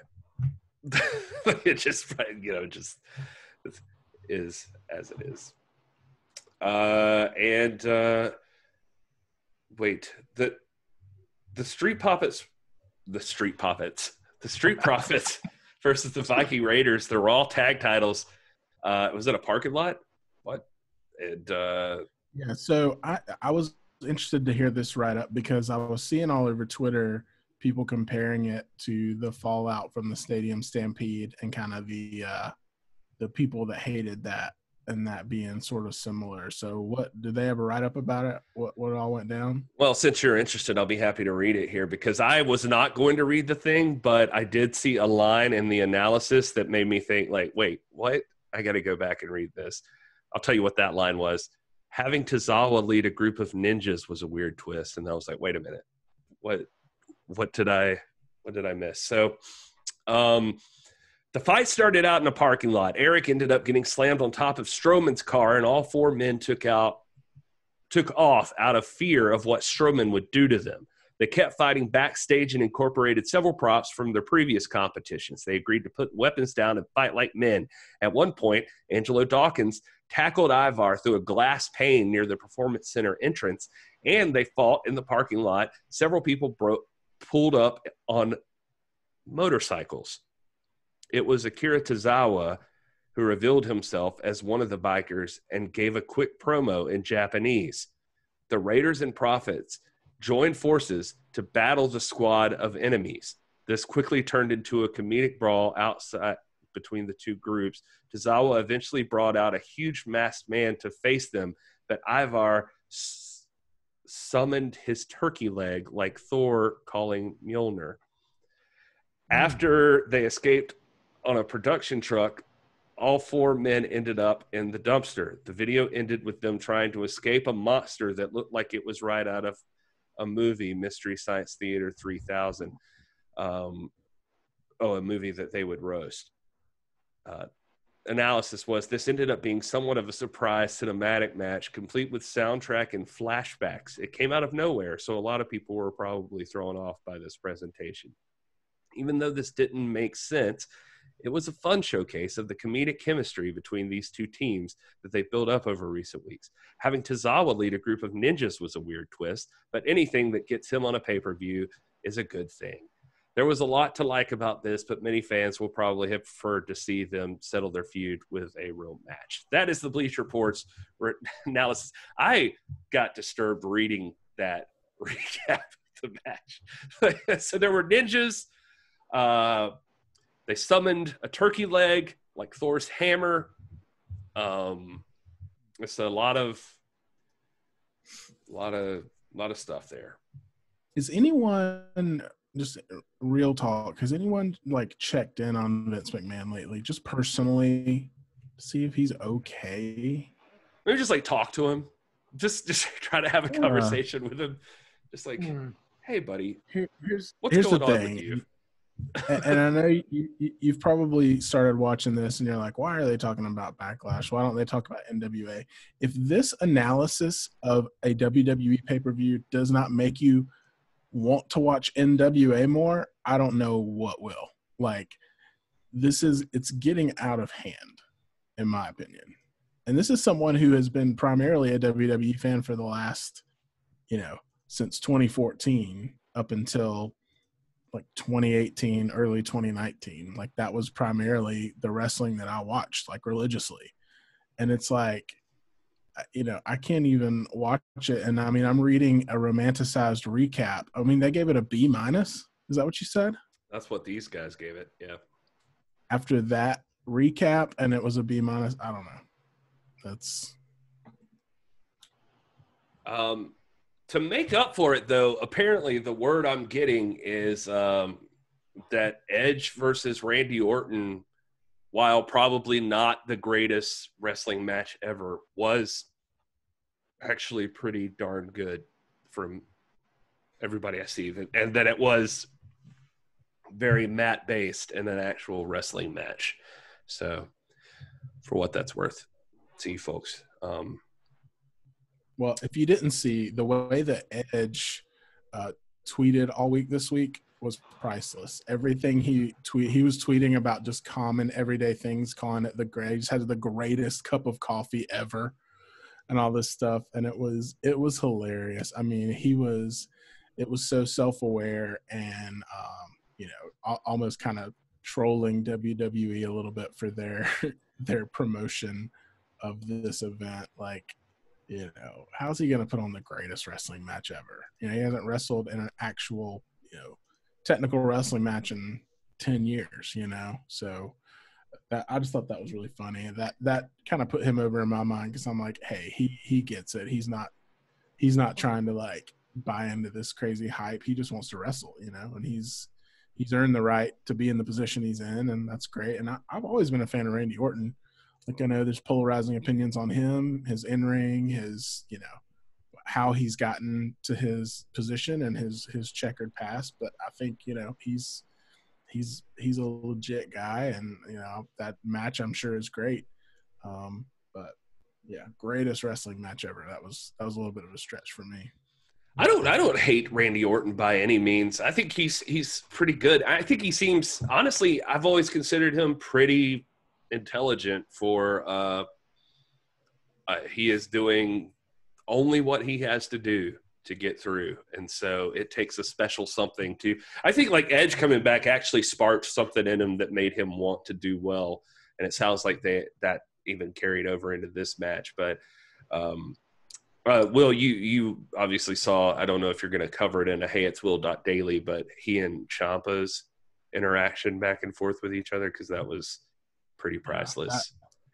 That was interesting. I've got theories about that. I think we discussed a little bit in our we might have Discord channel. So if you're watching this on Facebook and you're new to the show, we have a Discord channel, Discord server that we do a group chat on. Join us in there to chat about NWA. We've got a channel in there for other promotions where we talk about WWE, AEW, stuff like that. And I think that was a topic of discussion on that channel this week was Randy Orton's tweet about leg slapping, which obviously is a reference to the young guys and the amount of super kicks and leg slaps that they do over in NXT. And so, I don't know if it was a work or if it's legit. Ciampa replied and compared. He said that Randy Orton's matches were better than NyQuil for his kids, put them to sleep right away. So, I don't know. I mean, WWE's been doing a lot of cross promotion. They had Charlotte win the NXT title to go over there, and I think they are taking steps to elevate NXT. I mean, I'm pretty sure Randy Orton and Triple H have a good relationship and are fond of each other. I could totally see Triple H saying, hey, after this Edge thing, especially now that we're getting word that Edge might be injured. So what's Randy Orton going to do moving forward? Well, let's have him pop in and feud with Ciampa and some guys over on NXT, bring some legitimacy, some more legitimacy, and more audience to that stage. I can see that happening. So like you said, Orton's a smart guy. He's also smart on social media, and a lot of the stuff he does I think is very strategic. He doesn't seem like a guy that just shoots from the hip a lot. Even though he seems like he might be, I think it's all calculated. And so I would not be surprised to see him show up, in a month or two over on NXT and see a payoff of this little Twitter feud. I think you're right. I see folks like Kerouac in the chat saying that he'd be paying attention if the Mystery Science Theater 3000 guys were also watching the movie down in the corner. I agree with that. I'm a big Mystery Science Theater 3000 fan, so that does sound kind of awesome. James William Lawrence says he hasn't even seen any of the cinematic matches. It was weird. The first one got me, like the Undertaker matchup with AJ Styles. I was sold. Like, I was like, that's pretty cool. The next night, Cena and The Fiend happened, and I was like, oh, this could be dangerous. Like, I don't like this. A lot of people were still fans at that point. Now it just keeps going, and I don't know. Whoops. I heard one of the best assessments of that I heard on a What Culture Wrestling podcast this week. If you do want to keep up with WWE like I do, but you don't want to watch it, you just want to know what's going on, and you want to hear like pretty smart like takes from actual wrestling fans. The What Culture Wrestling podcast, they do daily podcasts where they talk about news and they review Raw and SmackDown and NXT and AEW and all that. That's the place to go, because these guys are not WWE shills. They don't put everything over. They are like it's like if we did a WWE podcast is what it feels like, which we never would, because I would never devote that much time to it. But they were talking about it on there, and they said it just seems like that they brought up the idea of cinematic matches, and then they did the Undertaker and the WrestleMania matches, which you just mentioned, Undertaker and then The Fiend, and those were so successful because they just let those guys and like that team handle that. And then it was almost like after that, WWE said, oh, we can do this. And then all the normal people that screw everything up creatively jumped in, and they're like, oh, we're doing cinematic matches now. And so now it's just like the WWE version of cinematic matches, and it's not at all the level that it was in those WrestleMania ones. So it's unfortunate, but yeah, we didn't really expect much more. Yeah, I don't think I expect anything out of those anymore. The next thing up on NWA would have been Girl Power. I always feel like I'm going to say that Girl Power is always harder for me to talk about, like as far as what actually happens. This week it was Camille interviewing Duke women's basketball player Jenna Frush and WNBA Atlanta Dream player Elizabeth Williams. And it was very good. It was a really solid discussion, and Camille's got some skills. I'm glad she's talking now, because she's very good at it, and she does a great job talking to these ladies. And I was engaged the whole time. It was an interesting conversation. So it's just that it's one of those things that, like, especially in this one, it was coming from well, God, no, all of them so far have been in a perspective that, like, I don't really feel qualified to tell you exactly what stood out, because I mean, we've had one that was based around targeted like harassment and that sort of thing in social media. Then last week had something to do with the Black Lives Matter and that movement. And then in this week's, it was more light this week, but it was still a discussion about female athletes and like in handling things as a female athlete and handling pressure and that sort of thing. So it still is like one of those things that, because I am neither female nor an athlete, so I got nothing. But did you guys both hear this one? Yes. And since I am both an athlete and I'm kidding. This was a lighter listen than previous episodes have been. There's a couple of issues with this particular stock of Carnyland content. It comes on Friday. Friday's tough for a lot of people. It does come up from a distinctively female perspective. So you're right, Gary. There are things that we're not going to immediately identify with, but it's good to get that perspective.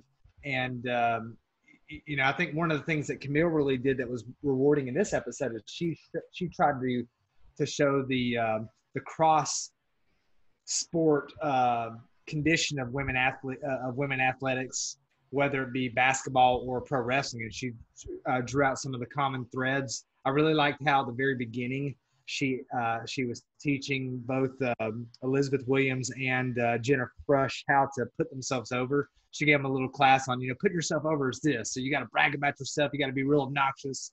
And of course, Jenna seemed real, very apple pie, American, traditional. And she finally got into kind of talking about herself, and it never really reached the level of bragging. With them, Elizabeth Williams had no problem asserting her achievements and this and that. It was pretty cool. But yeah, it was good. I agree with you. It was very engaging. I was interested the whole time. I like basketball. I'm not we grew up, we lived in Fayetteville, North Carolina. So my brother and I grew up UNC fans and didn't care much for Duke, but we were always respected them and revered them, kind of like Braves fans respect and revere the Yankees. But it was interesting dialogue.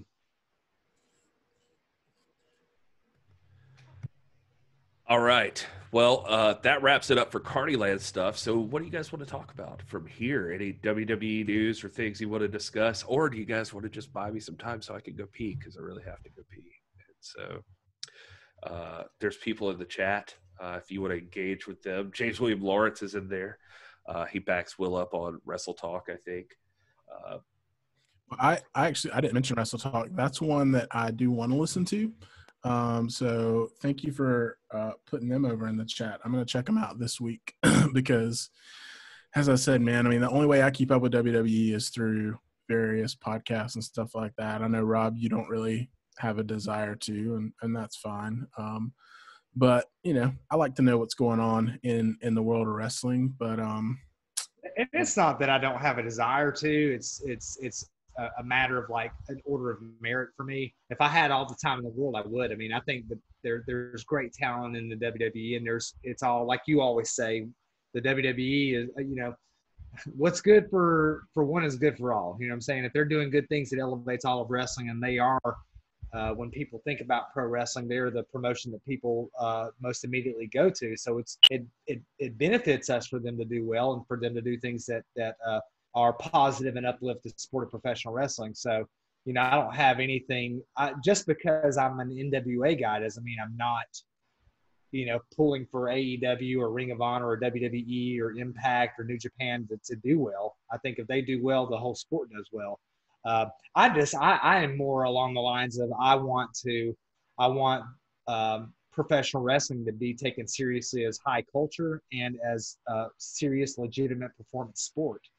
And I think far too often, like we've alluded to earlier tonight in the chat and so forth, the WWE lends its tends towards cinematic type stuff, stuff that stretches the limits of credulity. AEW is doing that some, less so, but they're doing it as well. So it's not, I'm not that works for somebody. It doesn't work for me. I like what we do in the NWA with more prize fighter, legitimate, straight up athleticism, matches where you might have guys that are over, guys that aren't, but you're going to more or less have clean matches under traditional circumstances and traditional rules. And so for me, it's like the WWE has just gotten to the point where it's too much to keep up with. If I had unlimited time, I would keep up with it. But you know how it is. You've only got three commodities. You've got time, quality, and quantity. Of those three, you can only ever have two. If you've got unlimited time, then quality and quantity is not an issue, right?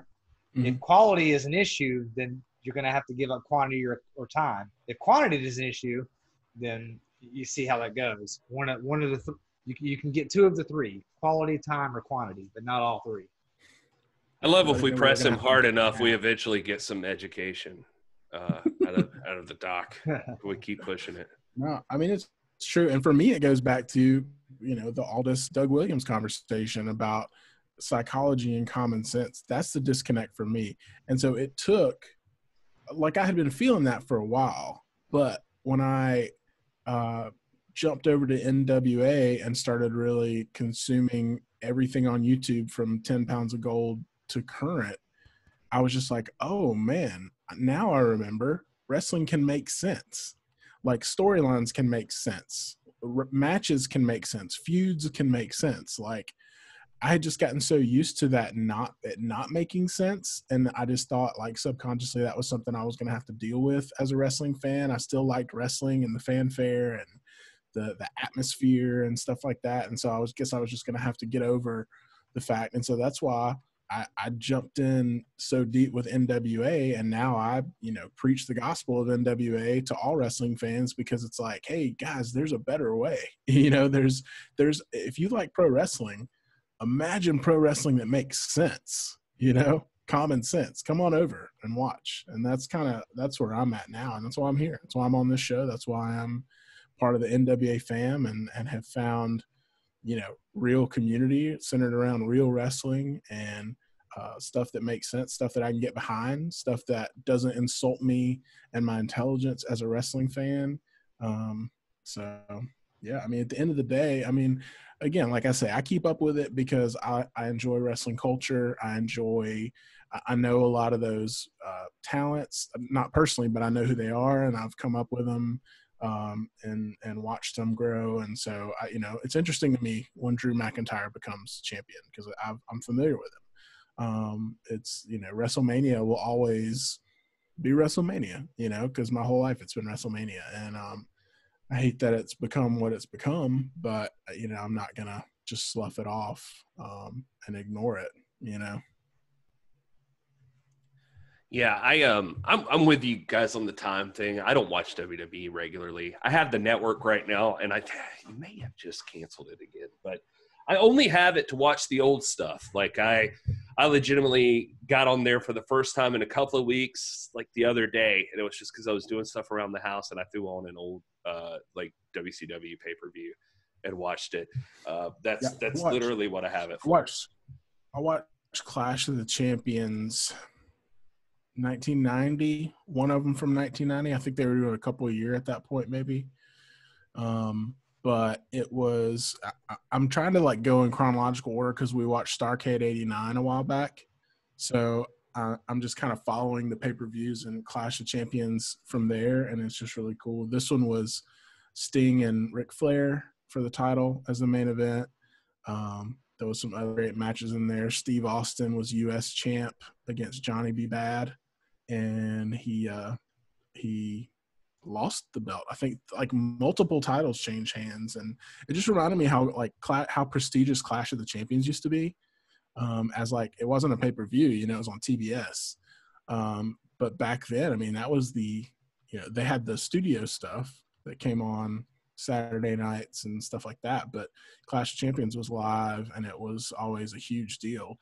And man, it was fun to watch. If you do have the network and you're paying for it, go watch all the clashes. Yeah, some of the greatest matches that are underrated because were from Clash of the Champions. Obviously Sting Flair, but then you got like Flair versus the Natural Butch Reed. Man, what a great match! And you had the great Flair Funk I Quit match. Man, I mean, you got some of the greatest. You got the Freebirds. I mean, it was like there's some of the best matches ever came off of Clash of the Champions. But then again, I wouldn't get a lot of WWF content growing up, but I would get Saturday Night's Main Event. And there was some important stuff there too, I mean, before things went just wacko. I can't say that I didn't watch those either,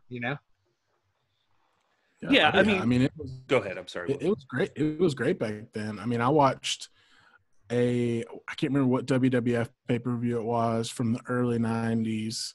I mean, it might have been like a Royal Rumble or something like that, but like it was the same. The quality was the same. There was a high focus on tag team matches, which I really appreciated, obviously, and it was really enjoyable. It's just that WWE/WWF still exists today, so there's an apples to apples comparison. It's the same company, same ownership, things like that. We don't have that in like a WCW, and NWA obviously is new ownership now, and we're trying to get back to the roots of what the NWA was about, especially as far as creative and in-ring work, character work, stuff like that, promos. But we don't have an apples to apples comparison. But yeah, I mean, everything back then was elevated, and I think it was because the NWA was present, WCW was present.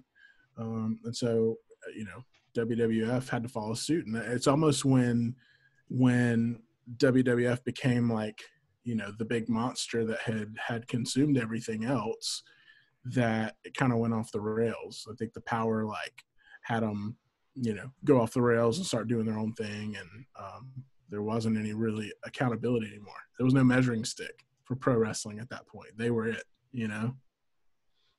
Yeah, it's interesting to see, like, the world's opened up to a lot of opportunities. What I feel terrible about is that the NWA is not in a position to put on a show right now, because I feel like they would destroy. They would. I don't know. Like, I just feel like if they can make something happen as far as wrestling goes, they would do so much of a better job here. But again, I say that, and that's as a NWA shill, I guess. But also that the studio wrestling vibe is something I dig very much, and maybe it wouldn't work present day, so since you can't have anybody in there. Although, I don't know, maybe if you got like 20 people in the studio, maybe that'd be loud enough. Could be fun. I don't know. Not gonna. If you got 20 of the right people. Right. 20 people that want to get crunk about some wrestling. Did you guys happen to see? I was looking at Mr. Lawrence put in the chat that AEW and WWE both look like dance routines as opposed to wrestling in there, and I can see exactly where that criticism comes from. Did you guys happen to see? And maybe you covered this and I missed it, but the Revival's debut match. Did you see that? I didn't see the full match. I read a recap, listened to a recap of it, but it sounded cool. And the one thing I did want to bring up from an NWA perspective, they rebranded their finisher. They actually didn't finish the match with it, so I don't know if they can call it a finisher, but it was called the Shatter Machine in WWE, and now it's called the Goodnight Express, I think. Yeah. I saw that. So, I mean, obviously that's got to be a little homage to maybe Midnight Express. I know they've been talking. Why do you say that? Cornette and I don't know, man. It's just a hunch. No, I thought that was actually pretty clever. That was pretty good, man. Yeah, no, they I actually even checked in on old Corny just to see what he thought about it. I wanted to hear if he watched it, and I don't know. I mean, love him or hate him, and a lot of people hate him. So don't get me wrong. I'm just saying, like, he has a voice and he's knowledgeable about wrestling. So I like to check in and just hear what's going on in his brain about some stuff. And he was a huge fan of that match also. And I forget he was watching Saturday Night Live and a wrestling match broke out, I think is how he described it. So, he was a fan. Yeah. Yeah, I mean, well, I'll say this too to the assessment that it's like dance routines. I get that too, and I was really hopeful about AEW when they first launched. I went to Dynamite when it was in Charlotte, and it was better than any WWE show I've been to in years. But it feels heavily choreographed. And that's one of the things too, when you talk about common sense. I mean, if you got guys fighting, right? When was the last time you saw a bar fight that felt really choreographed? I mean, maybe you've never seen a bar fight. I don't know. But you know what I mean? Like it takes away that idea that like what you're watching is real. And that like, you're not going to see a fight break out in an alley somewhere and the guys have an obvious routine of running and jumping over each other and doing all this stuff. And people applaud at the end of it. It's cool. And again, I get how that is entertainment for people, but that's not my view of professional wrestling. Yeah. I think that there's a good argument that that's not a lot of people's vision for pro wrestling. I think we're seeing it more and more. I think the NWO is definitely targeting that audience. And I think, when I was listening to Cornette's podcast, he mentioned their listenership and the reason that he goes so hard on AEW sometimes. And, you take everything with what you have in front of you, but at least from his opinion and the numbers that they're given, they have a pretty wide audience, and it's all people who do not want to see AEW. And it's people that don't want to really watch WWE, but that's just the one. And so, like, WWE is everybody's, like, default. Like, you hope you get there one day. That it's just like, well, I want to watch some wrestling somewhere. And so, like, WWE is like the fallback for when you get desperate. I don't know. I say that. It's obviously it's the most popular wrestling in the universe. So I'm not trying to knock it that way. I just mean that people assume that's wrestling. That's like the default answer for what professional wrestling is. It's just too bad. But it's just interesting that even he seems to have an audience that is looking for something else. So I'm interested. I would be interested for, like, Corny to put up a poll of, like, what are his people watching? You know, like, what is it that you go to? Like, who are you checking out? Is it MLW? Is it NWA? Is it ROH? Like, who out of these other companies, if you're so down on AEW and WWE? Well, the one thing we hadn't talked about, I talked about on yesterday's show, is, you know, David Marquez and his United Wrestling Network, Championship Wrestling from Hollywood and Arizona. You know, J. Cal put out a tweet encouraging us as NWA fans to check those out, because, man, when it comes to comparable quality, things like that, I mean, that's probably the closest, much closer than AEW, to what we as NWA fans love. And there's a ton of content on YouTube on all those channels. So go check those out. The United Wrestling Network has been posting a lot of historic NWA matches. And I mentioned on the show, but one that we talked about here was, you know, the match between Sean Waltman and Brian Danielson, or Daniel Bryan, and from, like, Perth, Australia in 2007. It's an incredible match just to see those guys at that point. You know, Waltman after his heyday in the WWF and WCW, and then Daniel Bryan just, you know, becoming popular, and to see those two meet, just stuff like that, man. I mean, that's the kind of stuff that we love. And it was a real wrestling match, real story, told start to finish. But the crowd was into it. It was awesome. And so that kind of stuff is out there. And that's what I've had to learn, because I, too, was under the impression for a long time, well, if I'm a wrestling fan, I got Monday Night Raw, I got SmackDown, and I got NXT, and I got AEW. So I was super excited about AEW because it was new.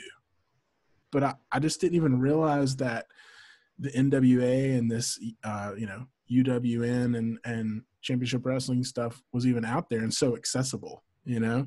And I think once people learn that it's that accessible, you don't have to go watch something that doesn't do it for you as a wrestling fan. There's plenty of real wrestling out there. And I heard, you know, I think Marquez was tweeting they were setting back up, and I think they may be doing some empty arena shows in the Championship Wrestling studio. But, you know, we might be getting some new wrestling coming out from Hollywood. So that'll be cool to watch. And so go check those out and become a follower of that, and, you know, expand your horizons when it comes to wrestling. There's more than just two options. That's a really good point. I mean, the tough part that happens for people is, I think that people see, like, WWE's just made so much money already. Like, this year could have gone completely to hell in a handbasket, and they would still be making money. Like, there's no way that WWE is going anywhere for a while. So it's important to know, though, that you do have options out there, and they're becoming more and more readily available. So I would encourage everybody to go out there and explore and discover what other wrestling options are out there. Obviously, I'm a huge fan of the NWA, and I'm going to always point you in that direction. But right now, given the circumstances, it's tougher to come by. But there is plenty in the archives. You got 21 episodes of NWA Power. You've got 3 pay-per-views that have happened since Power launch, or 2 pay-per-views, like 4 or 5 total pay-per-views. So there's plenty to catch up on. If you're not following along with the NWA, now's the perfect time. But also, yeah, there's on YouTube. There's MLW. Fight TV, by the way, is a free app that you can download, and it carries NWA Power, but it also carries what Will was talking about: Championship Wrestling from Hollywood, Championship Wrestling from Arizona, Championship Wrestling from Houston now, I think, too. And so David Marquez's stuff, if you're a fan of him on NWA, and you saw him maybe on our live show too, Marquez he knows his wrestling, man, and they've got some good stuff. And you will see a lot of the superstars that you're familiar with from the National Wrestling Alliance on Championship Wrestling as well in Hollywood. I'm getting a note from our old buddy Elder Sowers and hitting me up here saying, yeah, MLW is free on YouTube. You can check that out. Give it a watch. It's there's plenty to see out there for you. And it's important for you to engage and support those brands, because if you want an alternative, if you're one of these people that we regularly see like showing up in our timelines or in our chats, like talking about how annoyed you are with what AEW and WWE present, then this is your time to shine, because the internet is a big, wide open world for you to express your opinion. And also the best way to do that is by supporting the stuff that you're into. So find one of those brands, and one of them's bound to have something that you're super into. And I'd say just like get on board with somebody, show them some love. That's what we're doing with NWA, and I'm sure the other brands would love having that kind of support as well. Yep, and Jake Al said it in his tweet too, but obviously Marquez is tied to NWA. He's an on-screen talent with NWA, and they recognize the NWA titles. And so, I mean, that's as close to a sister promotion that the NWA has. And yeah, I mean, when I pulled it up and I started watching some of the latest championship wrestling from Hollywood that was on YouTube, the first match was Zicky Dice and Anthony Idol. And I mean, that was, I was immediately drawn in because I'm familiar with Zicky Dice. He's our TV champ. So there's a lot of crossover there, and a lot of, obviously if you watch 10 Pounds of Gold, you saw those title defenses at Championship Wrestling from Hollywood before Power launched between Aldis and Tim Storm and stuff like that. And so, yeah, go check those out. I mean, the main thing, and we're talking about Backlash on and off just because, we want to pull some people in that maybe aren't aware that there's better options out there. And so, we encourage you to check out NWA Power and everything on YouTube. But yeah, there's tons of stuff out there. Well, we get it. Go ahead, Rob. Sorry. I was just saying, James William Lawrence III said that we should get Marquez for an interview, and I was going to point out that if you go back to last week, he was on here for a couple of hours almost, it seems like, for some good, very enlightening discussion. So go back and listen to that. We talked about just about everything, it seems like. Yeah, James, if you haven't checked it out, this past Tuesday, he was our special surprise guest. He showed up on the live show, and yeah, like Rob said, Marquez talked for a long time with us. It was an education, man. So you definitely should go check out that video if you want. He hopped on at his lush surroundings out there in California, just still looking sunny and nice, and he's sipping his water. And also, I happen to know that James William Lawrence III is a huge belt fan, so stick around to the end, especially on YouTube, because Marquez starts pulling out stuff from his stash. So it's kind of cool. Like we mentioned that people dug the belts, and he had plenty. Let's see here. I did see a question a little while back that I wanted to hit on. Brian Lang asks, what do you think the current wrestling scene would look like if WCW was never pushed off of Turner Broadcasting? Stinson, why don't you tackle that first, Doc? Like, what do you think? Like, what? I don't know. And pushed off of Turner Broadcasting, so that would be like, is he just talking about like WCW closed down? Because it was always on Turner, right? Like it was TBS and TNT. And and I think he's referring to the sale of WCW to WWE because, AOL, Time Warner bought Turner and decided they didn't want to be in the wrestling business, and that's pretty much why they sold to Vince McMahon for so cheap. So I think that's what he's asking. Right. It's hard to tell what the landscape would be like because you had Turner with unlimited resources and Vince with a lot of resources, but not as many as Turner had. It's just hard to tell. I mean, I would have to defer to people who have spoken on this with authority, people like Eric Bischoff and Jim Cornette and folks like that who know what happened on the inside. It's hard to tell. I mean, would there still be two major promotions vying? I don't know. It's kind of like the two-party system in American politics. It always seems to gravitate that way. With that, in the absence of WCW, WWE created a two-party system with Raw and SmackDown, and now we've got AEW out there on the horizon that's providing that competition. So I imagine if WCW had never sold, you would still have something like a Monday Night War or some kind of competition going on, but it's hard to tell. I mean, there's so many there's so many detours and twists and turns that have happened. I mean, there've been bumps in the market. There have been situations in the in the lives of personal stars that have taken the business in different directions. It's really hard to surmise what would happen. But it's funny how things are because it's like, man, I feel like with AEW and WWE, they're reliving Monday night again, except it's on Wednesday night. I don't know if that makes sense. So it seems like the same thing, just now we're in 2020, and so it's hard to tell. With less, I was gonna say with less viewers, you can't ignore the fact, and I think they mentioned it in the chat, but like WCW had their product had drastically gone downhill there at the end. You can attribute that to whatever you want. Vince Russo, or as James is mentioning, they put the belt on what's his name? The actor. Oh, David Arquette.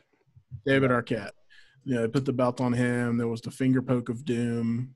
All these issues with Vince Russo and him coming in trying to make waves, and they lost a lot of legitimacy there at the end. So it's hard to say if they would have continued, even if the Turner thing hadn't happened, or if they would have course corrected and whatever. I mean, it's hard to say. I would like to believe that they'd still be around and we wouldn't have the terrible storytelling and creative issues that we have in mainstream wrestling right now. But yeah, it's hard to say for sure either way. I would say too that it's not as though WCW was the only one that was doing like really crappy stuff. WWE was as well. It's just they were more committed to perpetuating wrestling, whereas by that point Turner had grown sour on wrestling as something that was going to, even though they were still getting ratings and all that, they had soured on it as a commodity, as something they want to be associated with. So it's not like, everybody thinks like, again, I'm not here to, you got to go back and listen to what Nick Aldis and James Storm say about Russo. I'm not going to go in here and beat up Russo. Russo was open-minded to ideas. He's very vilified and all that. And again, I've never been a worker back there. I don't know the climate and all that. And there were certain things that I did not like you alluded to, the finger point of doom and putting the belt on Arquette. And I think James was talking about the belt being passed around like a hooker every couple of weeks. But you know what? They were doing that in WWE too, man. They were passing the belt might drop a couple times in the span of 6 or 7 days. So it's not like WCW was the only one. It's just that Vince was all wrestling. He was all wrestling and a little bit of XFL, but and Turner wasn't. They were much more. WCW was owned by a company, and right. WWE was owned by a person. And Vince is never going to not be a wrestling promoter. Right. So I mean, there's no danger despite his best efforts. Yeah, but but I mean, that's when the company gets bought that owns WCW, their collateral damage of all that. And yeah, the climate at that time was not one that professional wrestling was looked at very favorably. So yeah, Vince McMahon was going to weather that storm and see it through, but Time Warner was not. And so they ditched WCW. I hate it because I grew up a WCW kid. Yeah. That was what I loved. That's what got me into wrestling. So that's exactly what James is saying. Is like he says, Time Warner didn't want anything to do with wrestling. WCW would have been sold anyway, and he's right. The WWE was more committed. Buzz were putting out crappy stuff. The WWE was more committed to it. That's what it boils down to. Yeah, I think it's always rich to see like Vince McMahon talking about. Like I always go back to the stories with him when WCW was like poaching like Macho Man and Hulk Hogan. He was getting so mad. And we know like Vince McMahon through his history, like he helped destroy the NWA initially, like by doing that exact same thing. And then from all accounts I hear, especially nowadays, like you can look back on interviews with Eric Bischoff and folks like that when WCW was facing the trouble that it was facing, like Bischoff has maybe he even has straight out said that he was planning on buying WCW. Like he had gotten everything together and investors to purchase the thing, and then all of a sudden it wasn't for sale or had already been sold, or it was like all this underhanded, like dealing and stuff like that. And then all of a sudden WWE owned it. So Vince McMahon got his mitts on it somehow. It's interesting. People always bring that up because I think WCW was like the last time people can remember there being like competition that was legitimately like head-to-head competition with the WWE. People are hoping that it will be AEW. It's just, and I think that's still potentially a possibility. It's just that things have to build up to that. But one of the things that frustrates people, especially old timers, sorry if that's an offensive term for them, but I think that people like Cornette get really, really passionate and upset because they look at AEW as like the last chance they're going to see in their lifetime of somebody having a chance to put on a legitimate wrestling show against Vince McMahon. They'll bet for them, they look at it like there's not going to be another opportunity for you to get this right and show the world what professional wrestling is supposed to be. So when they're doing the newer stuff that they don't approve of and all of that, then they get very upset because they're like, well, now I think it just feels more loss to them. So in that sense, you can kind of understand it. I feel like you kind of can respect that it's just a business that they care a lot about, and it's slipping away from them from what they knew it to be. You had your opportunities through time, but nobody's ever come close. I mean, even like TNA, I was interested, like in our talk with David Marquez, that like the separation from NWA from TNA wasn't on TNA's end. Like that was from NWA. Like they pulled out from it. They were like, this is not going to be what we need it to be, so we're out. And that's just kind of interesting. I never knew like that side of it before. But TNA was probably, the reason that it gets talked about as much as it does is like these guys like Aldis and Storm and hell, like your people like Samoa Joe and all of these guys that are, I can't think of names right now, but a lot of guys from WWE were former TNA talents. That was the last time that like people got scooped up and there seemed to be a chance. It was never what WCW was, but whatever. It's cool to see people recognize like the different moments. I think in the what interview was I just listening to? Was it the Harley Race interview where they talked about Ring of Honor? Or what was that? Something I was just listening to here recently discuss Ring of Honor a little bit more. Like all the guys that came from Ring of Honor over that are in yeah. WWE. What's that? Yeah.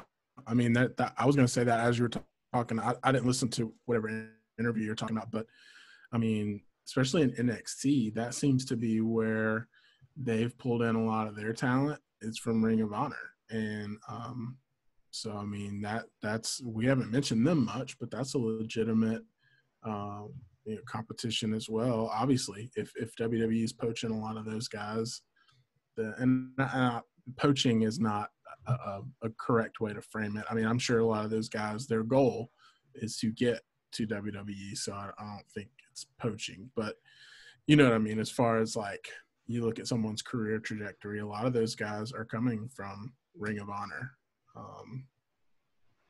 Yeah, there was one of the interviews that definitely came up. I just can't put my finger on which one it was, but they mentioned Ring of Honor and how during that time, I want to say that it was actually Doug Williams and Nick Aldis, that like Doug Williams had been in Ring of Honor at a time for a little while when it was like Samoa Joe and Tyler Black, who was Seth Rollins, and Daniel Bryan, and like those guys. There was like a lot of talent came out of there. But anyway, yeah. Ring of Honor was definitely one of those things for a little while. Guys, what do you want to talk about? Oh, I wanted to say, Will, real quick too. You were talking about getting to WWE. What's fascinating to me too is that even in an interview with like Ricky Starks, like I got to do on his exit from NWA, we brought up WWE. And he was just like, nobody's talking about WWE. And I was like, well, people don't think that they would even know what to do with you.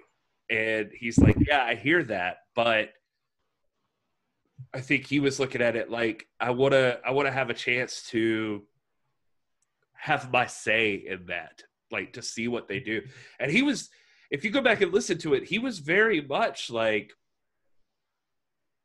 and I'm going to do that. Like, this is a ultimate goal of mine, is I will still get there. Even in the presence of like AEW and through this week where we're seeing the rumors that he's definitely going to be challenging Cody Rhodes for the TNT title and that sort of thing.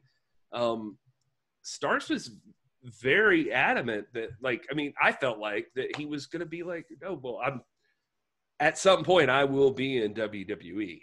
Like I will see. And that's the thing that us as fans, you know, we look at it differently, obviously, than those guys do. I mean, if you are in a, not everyone, this isn't a broad generalization, but if you're in a field, you want to be at the top, right? I mean, if you're a football player, you want to play for the NFL. You know, if you're a basketball player, you want to play for the NBA. Like, just by nature, that's what the WWE is right now. And yes, there are guys who they probably see it for what it is, and they're like, I really don't want to be a part of that. For them, the top of the mountain may be AEW, or it may be NWA, but for the most part, because of the recognition and the money, let's be honest, money talks. Like, that's the destination a lot of guys are aiming for, because they can make a crap ton of money doing professional wrestling, and they're in their mind they hope that they can go there like a Ricky Starks and be himself and carve out a name for himself on the biggest platform in professional wrestling. So obviously, that Nick, in his discussion with Doug Williams, Nick Aldis points out too. He's like, I wish I could have done better in my TNA days, especially early on. But I always felt like I was working towards WWE. So even then, even those guys, it's not like it's just us that have that in mind. The workers in those days too were like oriented not towards like building their own brand. Then they were always working towards that as well. And you, like you said, Will, you can't help it. I mean, with the money and the stature and the prestige and all the things that come with it. Well, I would point something out that happened in the Patreon exclusive today, but I'm not going to do it. But it's a comment that Tom Latimer said along those same lines. But they were always working towards making it to the dance. And for them, the dance wasn't TNA or Ring of Honor. It was the WWE. Yeah, true. Shout out to my wife who's joined us, the lovely Natalia Martin. Hashtag put over Natalia. I just She's my favorite. I butchered Lovely her name Tanya in the chat. in the house tonight too. Tanya Stinson. Why you gotta say it like that, dude? Ever since we posted that pig, man, you always say it like that. Come on, man. I'm right here. Well, I can fix that. Hold on. How do I block? No, I'm just kidding. Let's be honest. My wife's probably watching too, so mean that in all due respect, Tanya. I'm kidding, man. No, you guys, you let us know in the chat. What do you want to talk about? Anything else? Because we got to wrap this up eventually before Will's wife gets on his ass and he's got to go to bed. I'm going to late tomorrow. Hey, it's not my wife. It's me. I got to go to bed. Y'all saw me yawning before we went on the air. All right. The coffee kicked in, but no, don't act like now that she's in the chat like you don't throw her under the bus all the time. Don't play that game. Y'all are gonna get me in trouble. Spreading your lies. I'm kidding. We're kidding, Italian. We're kidding. He has nothing but good to say about you. It's like you hung the moon. She did. I saw her hang it. So weird. You did. Never mind.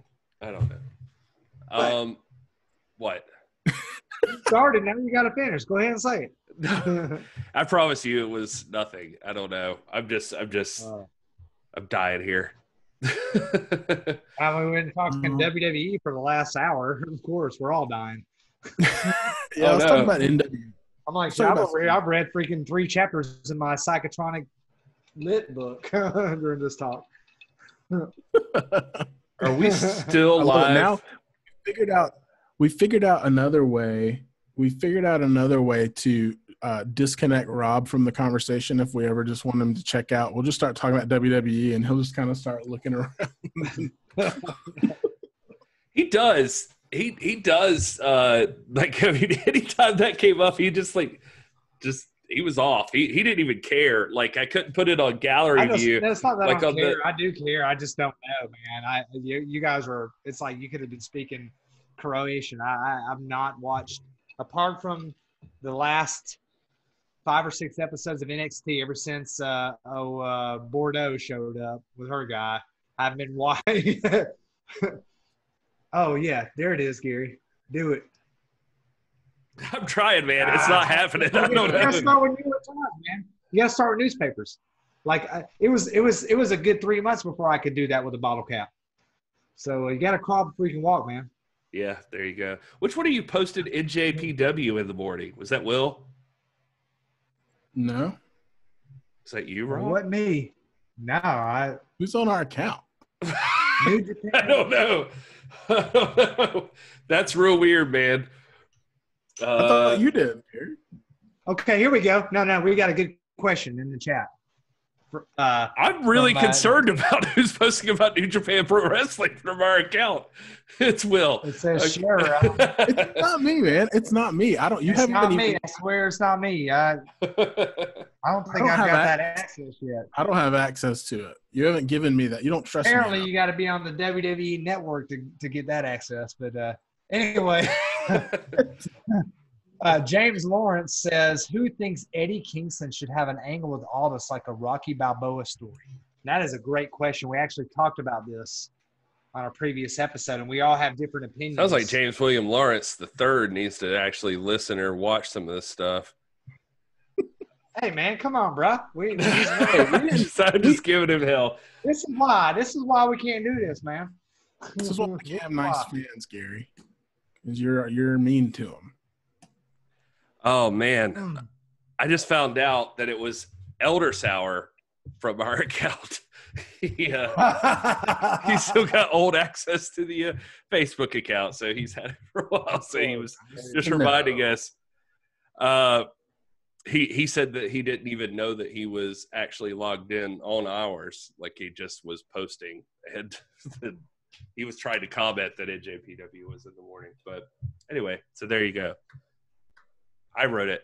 Obviously, New Japan Pro Wrestling is coming on in the morning. So, nice. Anyway, James. Can I? James William Lawrence the third. What do I call you, by the way? Because I can't keep saying that over the time, every single time. Let's call him JWL, man. JWL. JWL. JWL. JW. JW. J-Dub. Here it is. Let me take a stab at that. All right, take a stab. And then the rest of us will jump in. I love Eddie Kingston. Anybody who knows me knows I love Eddie Kingston. I've been following Eddie Kingston since the beginning, since Chikara Pro, where he was one of the great Chikara heritage champions of all time. I was at one of his earliest shows ever. I would take my son, who's now in college, to watch him. I was a big wild cards. They were the original wild cards well before Tom Latimer and Royce Isaacs ever even thought of that. And I love Eddie Kingston. I think Eddie Kingston would be a great champion. I don't see him as a long-term champion, though, because he's one of those where he doesn't need the belt. For him, I think the pursuit would be much more interesting than having the belt. And the other thing we have to realize is, especially in a promotion like the NWA, where there's a certain gravitas about being the champion. I see Eddie Kingston holding the belt for 30 days and doing his thing, but to be the statesman, to be the face of the company, to be the one that goes out and makes that beautiful, elegant statement like Aldis made when COVID broke out. I don't see anybody doing that like Aldis does on the horizon. I see Aldis holding the belt for a long, long time, or holding it many times, one or the other. And if there are going to be breaks in the rain, I see a Kingston holding it for a transitional period of time to move the storyline in the company along. And I see an Eli Drake perhaps coming in there, or even a James Storm or something like that. But for me, Eddie Kingston, I really like him chasing the belt so much more, kind of like a Ronnie Garvin or a Dusty Rhodes. We mentioned this earlier. We think of Dusty Rhodes as being one of the greats, and Elder Sowers in the chat actually thought that the other day, and he is for what he did for the company. But as far as wearing the championship belt, I always felt like Dusty Rhodes was better chasing the belt and elevating and pushing Flair forward. So that's kind of my take on it. He's deserving of everything. If he were to hold the belt for 1,000 days, he would deserve it. I just don't see that the way that the NWA builds its product and carries that belt and pushes things along. I would love to see a great feud along the lines of a Flair, Garvin, a Flair, Luger, that kind of thing. But to me, Aldis is going to be the champ for a long, long time. He's going to be the one that's associated with Sweet Charlotte. So what do you guys think? Well, if it's up to Rob, Nick Aldis will be champion until the end of time, and that just can't be. That can't be. I agree with you. I think Eddie Kingston makes a much better foe for Nick Aldis and the championship than he would a champion. And I would honestly be fine.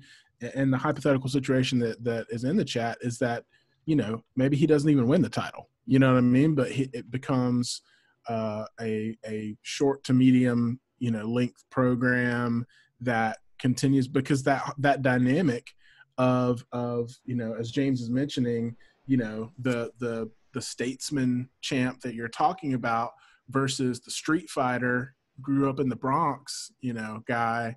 That's a good, in my mind, that's a cool angle. And that's interesting.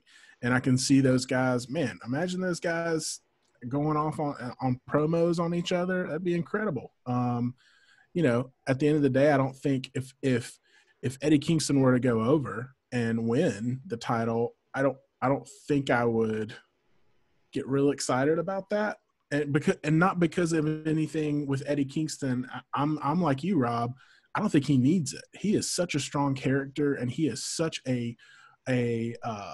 there's just so much meat there when it comes to his character and his promo work and even his in-ring work. That's he doesn't need a belt. And guys like that are not a dime a dozen. A lot of guys could benefit from having gold, and he's one of these rare guys that he could not hold the title at all, and he's still going to go down in my book as one of the greats. And that's a rare thing. It's hard to say about a lot of guys. So I could see him coming and just being a key to elevate the title even further, by not even winning it, which he is one of the few guys that could do that. Yeah, I think the big thing that you would get out of an Eddie Kingston run, a feud with Nick Aldis, would be those promos. That's been the big thing for me. The selling point the whole time is like, I think when you've got the opportunity to put two of the best promos in the business against each other, you got to take it. You got to shoot your shot. And there it is, Eddie Kingston and Nick Aldis. Just that could build some pay-per-views, at least a pay-per-view, probably multiple. And so I would love to see it there. I don't know. It's so weird, like with Eddie, because I can't put my finger on it.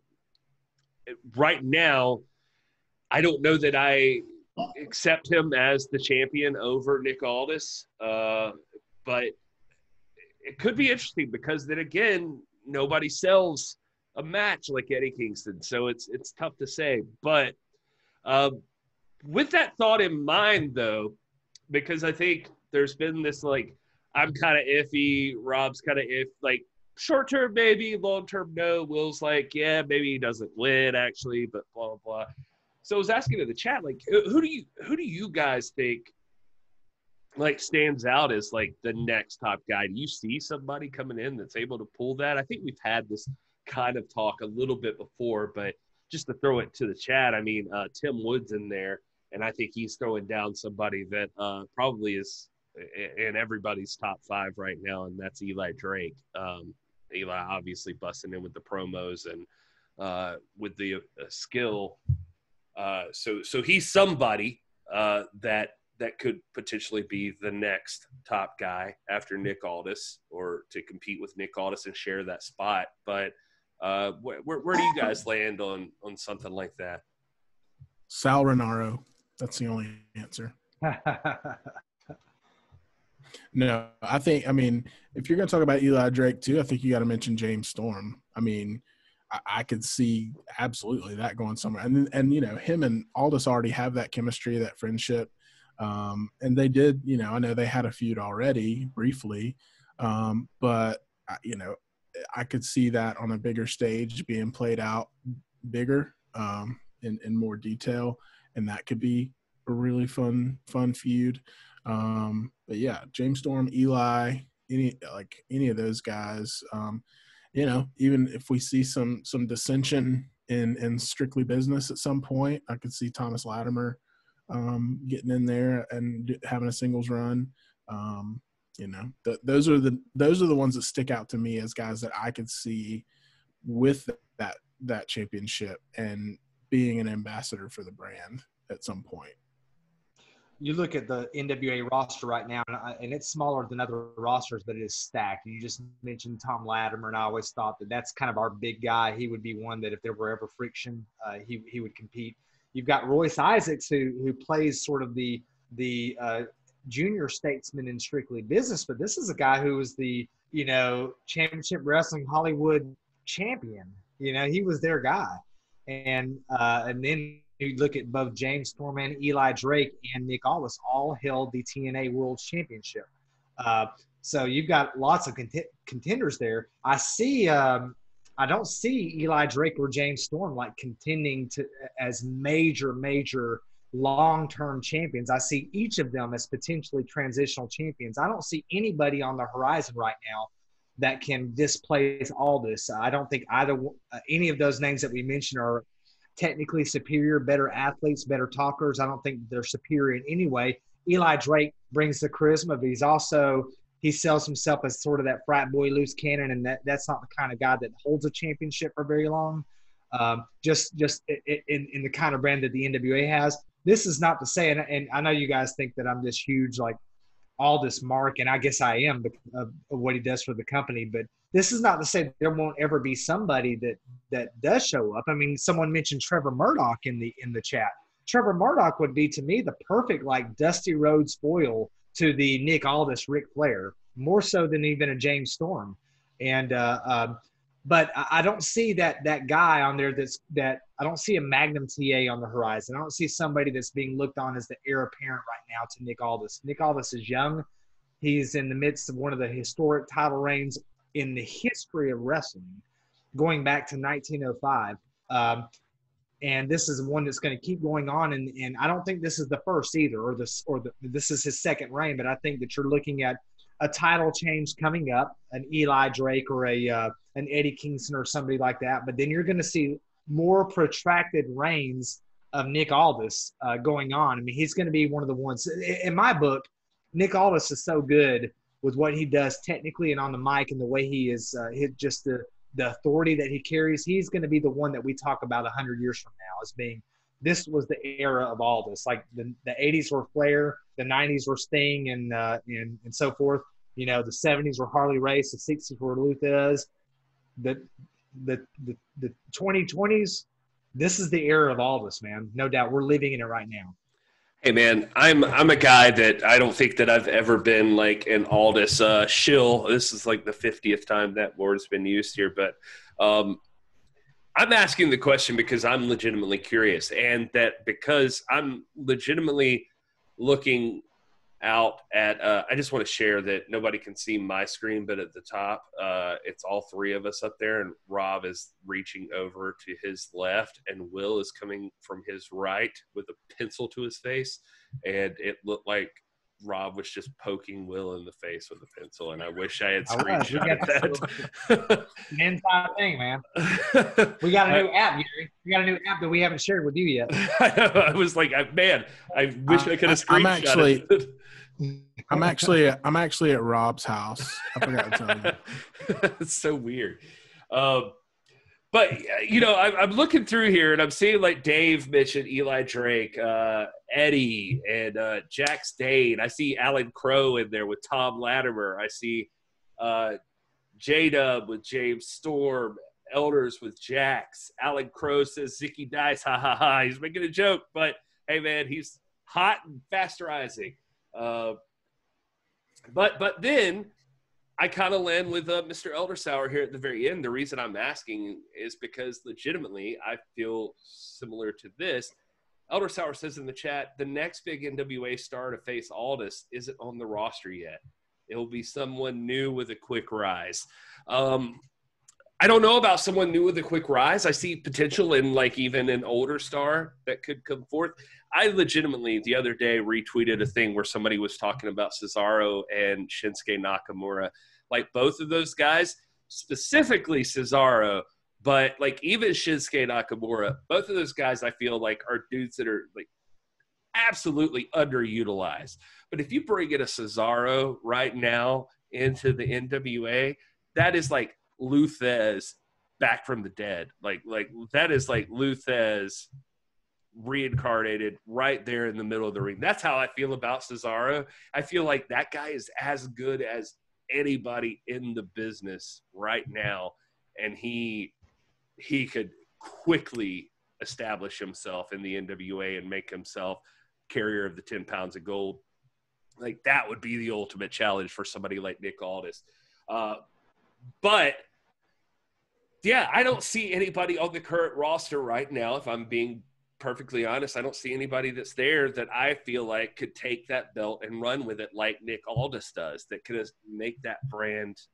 Like, I feel like when you're trying to like separate, like if you want to separate the 10 pounds of gold from Nick Aldis, it's got to be because you're thinking that this is the next step in the elevation of the brand.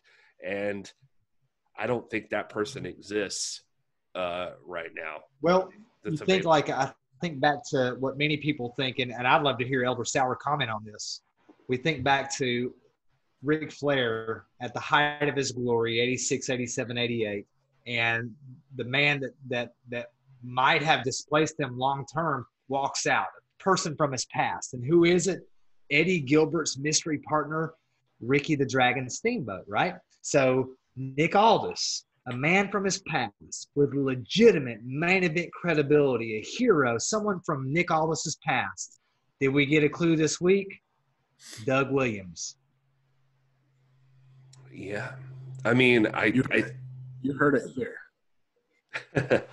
I mean, Doug Williams is quite the possibility. I mean, the thing is like I have no doubt that like Doug Williams coming in Nick Aldis will also be as invested as he's ever been. You can hear that from this past week's What's Causing Aldis. You know that Nick Aldis will respect and appreciate any chance to have a feud with Doug Williams.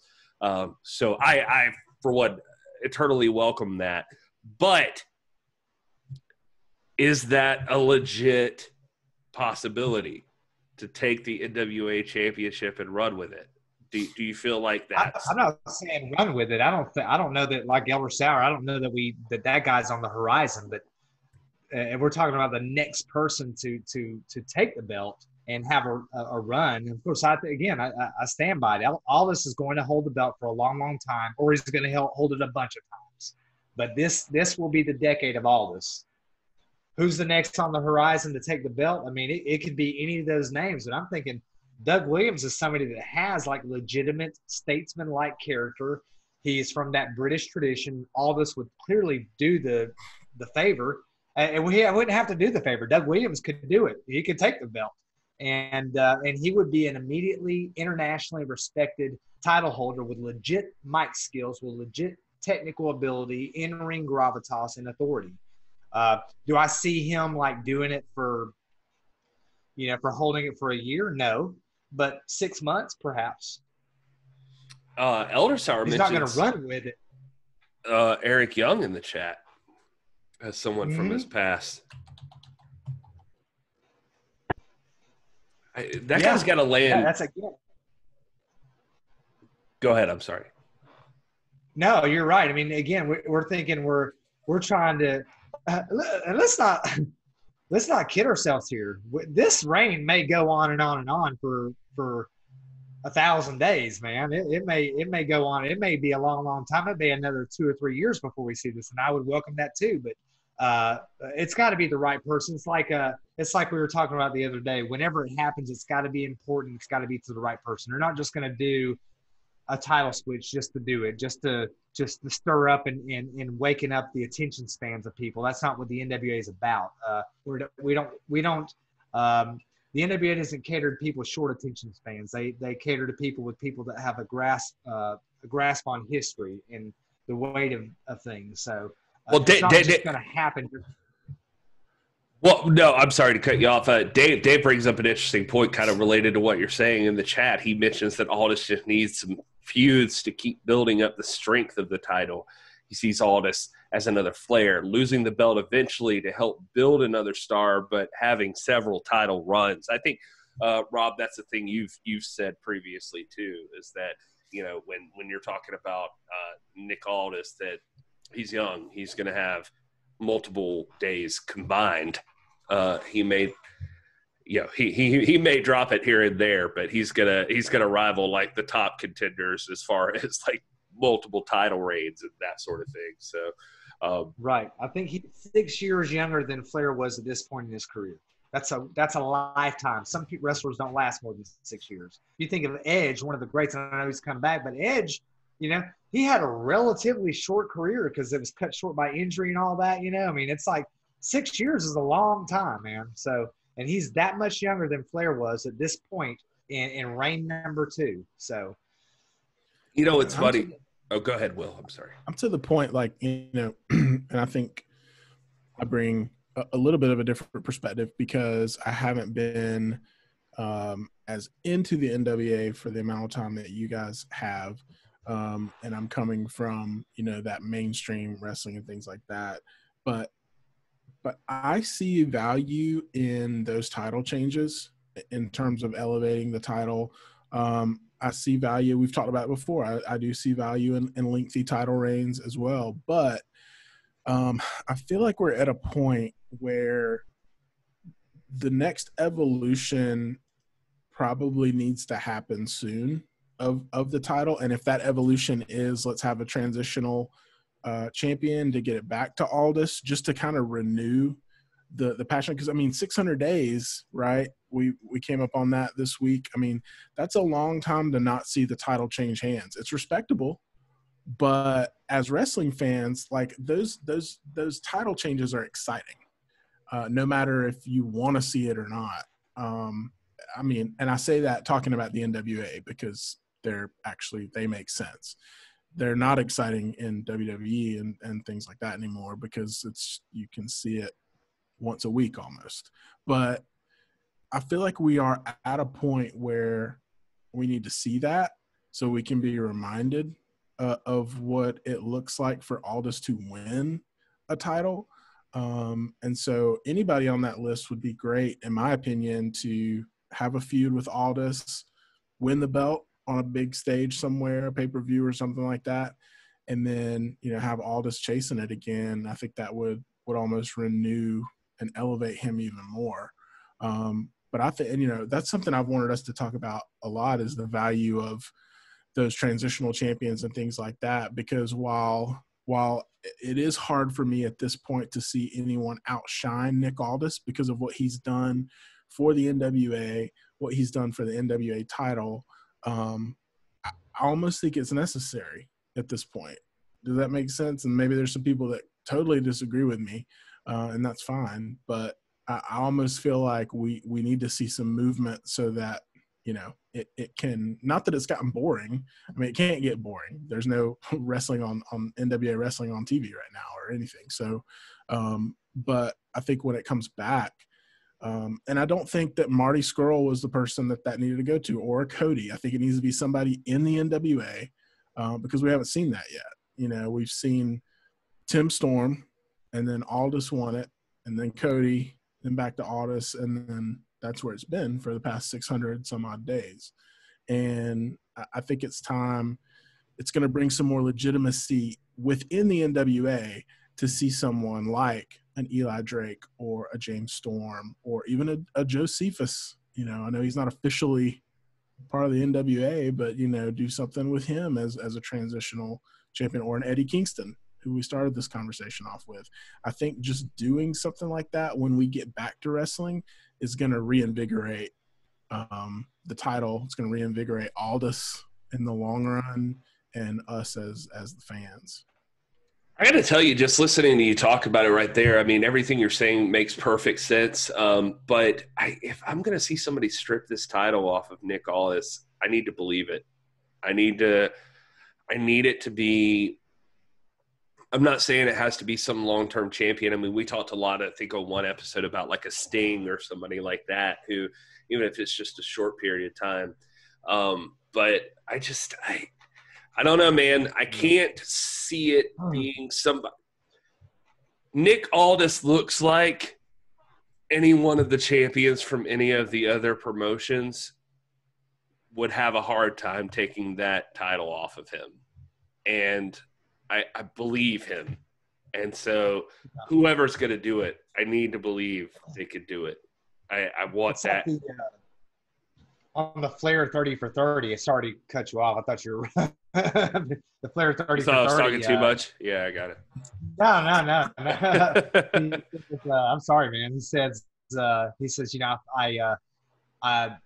liked Hogan, but I believed Ric Flair, and that's the thing with all this. It's like, and I hear what you're saying, Will. I totally do. At some point, it's going to happen. I don't know that there's an urgency about it. It's going to happen when it's the right time, and none of us can really put our finger on when that is. You think back to like 1986 with Magnum TA, who was the heir apparent. That was probably the right time to do it. But as things turned out, it didn't happen that way. And right now, whether it be Kingston or Eli Drake or Doug Williams, it just doesn't seem like – I don't get a sense right now that it's the right time. Right now, I'm with Gary. I just believe Nick. I think he carries – like when he comes out, there's authority behind it. It's like a head of state comes out. I mean, when he speaks with authority. When he wrestles with authority. I don't see any of them as his technical equal in the ring. I don't see any of them that compete with him on the mic.